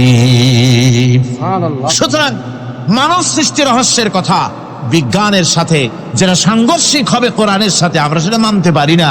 আমাদেরকে মানতে হবে মূল জ্ঞানের কেতাবটা। মূল জ্ঞানের কেতাব কোনটা? জোরে কোন তো কোনটা? কোরআন। এখানে সব কথা আল্লামাল কোরআন। কোরআন শিখিয়ে মানুষকে আল্লাহ পাক সবচাইতে বড় দয়া করেছেন, এর থেকে বড় দয়ার হয় না। কোরআন শিখিয়েছেন আমাদের, যার মধ্যে সমস্ত তথ্যের কথা আল্লাহ পাক বলেছেন। The universe and doctor Einstein বইয়ের ভিতরে লেখা হয়েছে যে একদিন এমন হবে যখন ধীরে ধীরে সূর্য তার আরো হারিয়ে ফেলবে, চন্দ্র নিষ্প্রভ হয়ে যাবে, আর পৃথিবী আস্তে আস্তে তার গতি হারিয়ে ফেলবে। একথা আজকের বিজ্ঞানীরা অথবা আজ থেকে কয়েক বছর আগের বিজ্ঞানীরা একথা বলছেন। কিন্তু রাসূল করিম সাল্লাল্লাহু আলাইহি ওয়াসাল্লামের মুখ থেকে আজ থেকে 1400 বছর আগে, যিনি বিজ্ঞানাগারে মোটেও পড়াশোনা করেন নাই, লিখতে জানেন না, পড়তে জানেন না, সই করতে জানেন না, বিজ্ঞান আসছে কথা বলছে, সেই কথা 1400 বছর 1500 বছর আগে রাসূল করিমের মুখ থেকে আল্লাহ পাক বলছেন। কোরআনে কারীম বলছে, ইয়াসআলু আইয়ানা ইয়াউমুল কিয়ামা ফাইযা বারিকাল বাসারু ওয়া খাসাফাল কামারু ওয়া জুমিআশ শামসু ওয়াল কামার। হে রাসূল, রাসূলের কাছে জিজ্ঞাসা করে কিয়ামত কবে হবে? আল্লাহ পাক বলেন, বলে দিন যেদিন চন্দ্র তার আলো হারিয়ে ফেলবে, যেদিন সূর্য তার আলো হারিয়ে ফেলবে, আর চন্দ্র আর সূর্য সব একাকার হয়ে যাবে। আজ ওরা বলছে চাঁদে আলো থাকবে না, সূর্য আগের থেকে তার উত্তাপ এবং আলো স্তমিত হতেছে, এবং হতে হতে এমন এক পর্যায়ে আসবে যখন সূর্য আলো হারিয়ে ফেলবে। বিজ্ঞানীরা গত 4-5 বছর আগে এ বক্তব্য রেখেছেন, কিন্তু 1400 বছর আগে বিজ্ঞানের লালনাগারে লেখাপড়া না করে হুজুরের মুখ থেকে আল্লাহ কথা বলে দিয়েছেন। তাহলে বিজ্ঞানের আসল কিতাব কোনটা? জোরে বলেন কোনটা? আল্লাহ পাক আরো বলেন, ইজাশ শামসু কুবিরাত ওয়া ইযান নুজুমু কাদারাত ওয়া ইযাল জিবালু সুজ্জিরাত। তারকাগুলি, সূর্যের আলো থাকবে না, নক্ষত্রগুলো স্থানচ্যুত হয়ে যাবে, কক্ষচ্যুত হয়ে যাবে, পাহাড়গুলিকে পরিচালিত করে দেওয়া হবে, কিছুই থাকবে না, সব শেষ হয়ে যাবে। বিজ্ঞানীরা আজ বলতেছে যে সব শেষ হয়ে যাবে, কিছুই থাকবে না, সব শেষ হবে। বিজ্ঞানীরা বলতেছেন, কোরআন অনেক আগে বলেছে, কুল্লু মান আলাইহা ফান ওয়া ইয়াবকা ওয়াজহু রাব্বিকা যুল জালালি ওয়াল ইকরাম। সব শেষ হয়ে যাবে, বিশ্বে যা কিছু আছে সব লয় হবে, ক্ষয় হবে, ধ্বংস হবে, কিচ্ছু থাকবে না, থাকবেন শুধু আল্লাহ সুবহানাহু ওয়া তাআলা। সুবহানাল্লাহি ওয়া বিহামদিহি। কোরআনে কারীম একথা বহু আগে আমাদেরকে জানিয়ে দিয়েছে। সুতরাং আসল জ্ঞানের কিতাবটাই হচ্ছে কোরআনে কারীম। এই কোরআনের কাছে আমরা যত যেতে পারবো, যত কোরআন বুঝতে পারবো, ততই আমাদের জন্য আমরা সমৃদ্ধ হতে পারবো। আমাদের উপর আল্লাহর রহমত আসবে, আমরা সমাজ চালাতে পারবো, আমরা দেশ চালাতে পারবো, আমরা দুনিয়ায় শান্তি পাবো, আমরা আখিরাতেও মুক্তি লাভ করতে পারবো। কোরআনে কারীম সমস্ত বিজ্ঞানের উৎস, দর্শনের উৎস। এইটা না জানলে কিছুই জানা হয় না, এইটা জানা হলে সব জানা হয়। পণ্ডিত আপনার ডক্টর শহীদুল্লাহ, আল্লাহ জান্নাত নসিব করুন, সবাই বলুন আমিন। তিনি বলতেন, বড় বড় সেমিনারে গিয়ে বলতেন তিনি, যে আপনারা যারা বক্তব্য রাখতে এসেছেন, জনগণকে বলছি না, যারা বক্তব্য রাখতে এসেছেন, এমএ পাস করেছেন, ডিগ্রি করেছেন, পিএইচডি করেছেন, এভারসিএস করেছেন, বহু কিছু ডিগ্রি আপনারা লাভ করেছেন, নামের আগে 6 হাত লম্বা ডিগ্রি আপনারা লাগাইছেন, আপনারা পণ্ডিত ঠিকই, কিন্তু এই কোরআন শরীফের জ্ঞান যদি আপনাদের না থাকে, আপনারা পণ্ডিত, তবে আপনারা মূর্খ পণ্ডিত। কি পণ্ডিত? কি পণ্ডিত? মূর্খ পণ্ডিত। ওরা বলে যে মৌলবীরা জানে কি, মৌলবীরা জানে কি? আরে ভাই, মৌলবীদের কাছে তো আসল জ্ঞান আছে। সুবহানাল্লাহি ওয়া বিহামদিহি। এখানে সবটা আছে। আপনারা এখানে আসেন, এটা বিশ্বাস করলে আপনি সবটা পেয়ে যাবেন। কোরআন বিশ্বাস করতে পারলে, কোরআন জানতে পারলে আপনি সব জানবেন। কোরআনে কারীমের মধ্যে আল্লাহ পাক কত কথা বলেছেন। এর মধ্যে আছে, আল্লাহ পাক বলেছেন, আফালা ইয়ানজুরুনা ইলাল ইবিলি কাইফা খুলিকাত। এই যে আমি উটগুলোরে বানাইছি, কেমনে বানাইলাম তোমরা কি দেখছো? উট কেমনে বানিয়েছি? মুফাসসিরিনে কেরাম এর উপরে অনেক আলোচনা করেছেন। তারা বলেছেন যে উট মরুভূমির জাহাজ, তারপরে উটের পিঠে একটা চুট আছে, কোন কোন উটের পিঠে 2টা চুট আছে, মাঝখানে বসে একটারে হেলান দিয়ে আর একটা ধরে বসা যায়। আমি দেখছি 2টা চুটওয়ালা উট, আফ্রিকান উট আমি দেখেছি, যে চুট সুবহানাল্লাহ, দেখলে অবাক হয়ে যেতে হয় যে আল্লাহর কি কুদরত। উটের পৃষ্ঠে 2টা চুট, মাঝখানে আপনি বসবেন, পিছনেরটা একটা সোফা সেটের মতো, পিছনে হেলান দিলে, আর সামনে যখন সে মরাল সম চড়াই উত্তরাই পথ দিয়ে নামা ওঠা করবে, তখন আপনি যেন পড়ে না যান, সেজন্য সামনেরটা বুকের সাথে জড়ায় ধরবেন। এরপরে কি সৃষ্টি আল্লাহর, সুবহানাল্লাহি বিহামদিহি। জিরাফগুলি দেখুন, জিরাফগুলি তার মাথা কত বড় উঁচা। লন্ডন জুতে জিরাফ দেখলাম, সে জিরাফের দেহ থেকে তার মাথাটা 22 ফিট উঁচা। মানে সে যদি নিচে দাঁড়ায়, 3 তলা বিল্ডিং এর ছাদের উপরে নাস্তা দিলে তো নিচে দাঁড়ায় খাইতে পারে, এই অবস্থা। সেই জিরাফে পানি খাবে কেমনে? মাথা হলো অত উঁচায়, পিছনের ঠ্যাং 2টা খাটো, সামনের ঠ্যাং 2টো উঁচা, এখন পানি খাবে কেমনে? ওই মাথা নামাইতে গেলে ঠ্যাং তো অনেক উঁচা। আল্লাহ পাক এমন সুন্দর ব্যবস্থা করলেন, সামনের 2টা ঠ্যাং এভাবে সরায় দেওয়ার মতো। ও যখনই পানি খায় দেখলাম 2টা ঠ্যাং অনেক ছাড়ায় দেয়, 2 দিকে ঠ্যাং চলে যায়, তখন মাথাটা সহজে নিচে নামায় আসে, পানি খাইতে পারে। এই সুযোগগুলি আল্লাহ সুবহানাহু ওয়া তাআলা তিনি করে দিয়েছেন। ওমা কুন্না আনিল খালকি গাফিলিন, আমি আমার সৃষ্টি জগৎ সম্পর্কে অমনোযোগী নই। সুবহানাল্লাহি ওয়া বিহামদিহি। ভল্লুকগুলি কি বিরাট বিরাট একটা ভল্লুক, শ্বেত ভল্লুক দেখেছি, কৃষ্ণ ভল্লুক দেখেছি, মনে হয় যেন পায়ের তলায় হাফসুল করা, ঠিক জুতা পায়ের তলাটা তেমন দেখা যায়, ওই রকমের তলাটা, গায়ে একেবারে পশম। ওই বরফের দেশে থাকতো, সেটাতে শীত কষ্ট না পায়, সেই জন্য আল্লাহ একটা কম্বল ওর গায়ে জড়াই দিয়েছে, অটোমেটিক কম্বল। সুবহানাল্লাহি বিহামদিহি। তো উট, আল্লাহ বলছেন উট কেমনে বানাইছি দেখছো? আফালা ইয়ানজুরুনা ইলাল ইবিলি কাইফা খুলিকাত। উট বানালাম কেমনে দেখেছিস? মানুষ অবাক হলো, আল্লাহ এত কথা ছুঁয়া উটের কথা বলছেন, কারণ নানান রকম মানুষ বলল। শেষ পর্যন্ত প্রাণীতত্ত্ববিদরা তারা আবিষ্কার করলেন মূল কারণটি। অনেক কারণ আছে আল্লাহ পাকে কথা বলার। উট তো মরুভূমির জাহাজ, তারপরে উট মানুষের অনেক উপকারে আসে, একথা বলা হয়েছে। প্রাণীতত্ত্ববিদরা খুঁজে খুঁজে তারা দেখতে পেয়েছে যে উটকে জবাহ করে দেখা গেছে, উট সমস্ত প্রাণী বাতাস থেকে অক্সিজেন যতটা গ্রহণ করে ততটা ছেড়ে যায়। যতটা গ্রহণ করে ততটা ছেড়ে যায়। একমাত্র প্রাণী উট যে যতটা অক্সিজেন গ্রহণ করে বাতাস থেকে সবটা ছাড়ে না, 2/3 ছেড়ে দেয়, 1/3 তার লাংসের পাশে রাখার জন্য আল্লাহ পাক একটা চেম্বার তৈরি করেছেন।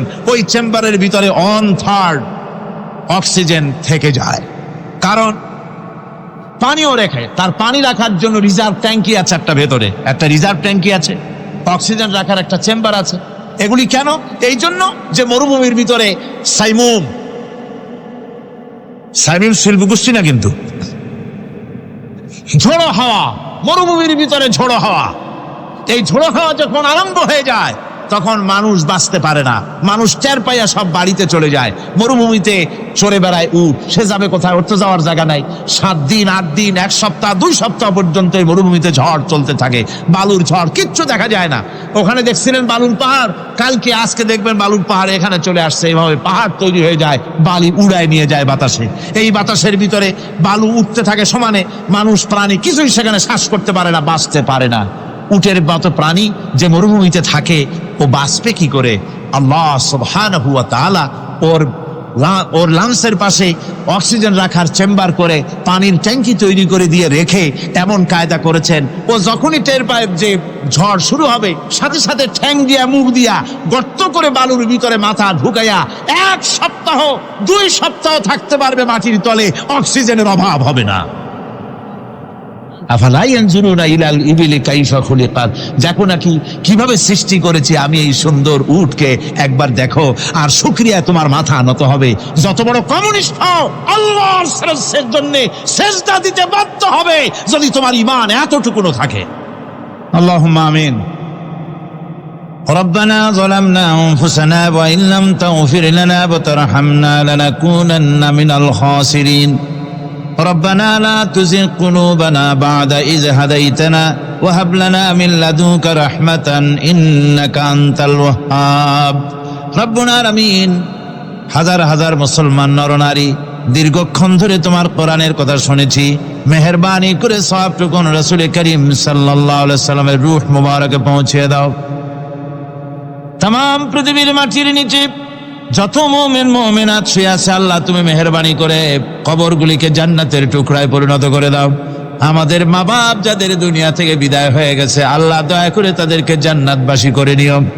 রব্বিরহামহুমা কামা রব্বায়ানি সাগীরা ربنا تقبل منا إنك أنت السميع العليم وتب علينا إنك أنت التواب الرحيم سبحان ربك رب العزة عما يصفون وسلام على المرسلين الحمد لله رب العالمين بحق لا إله إلا الله محمد رسول الله السلام عليكم ورحمة الله।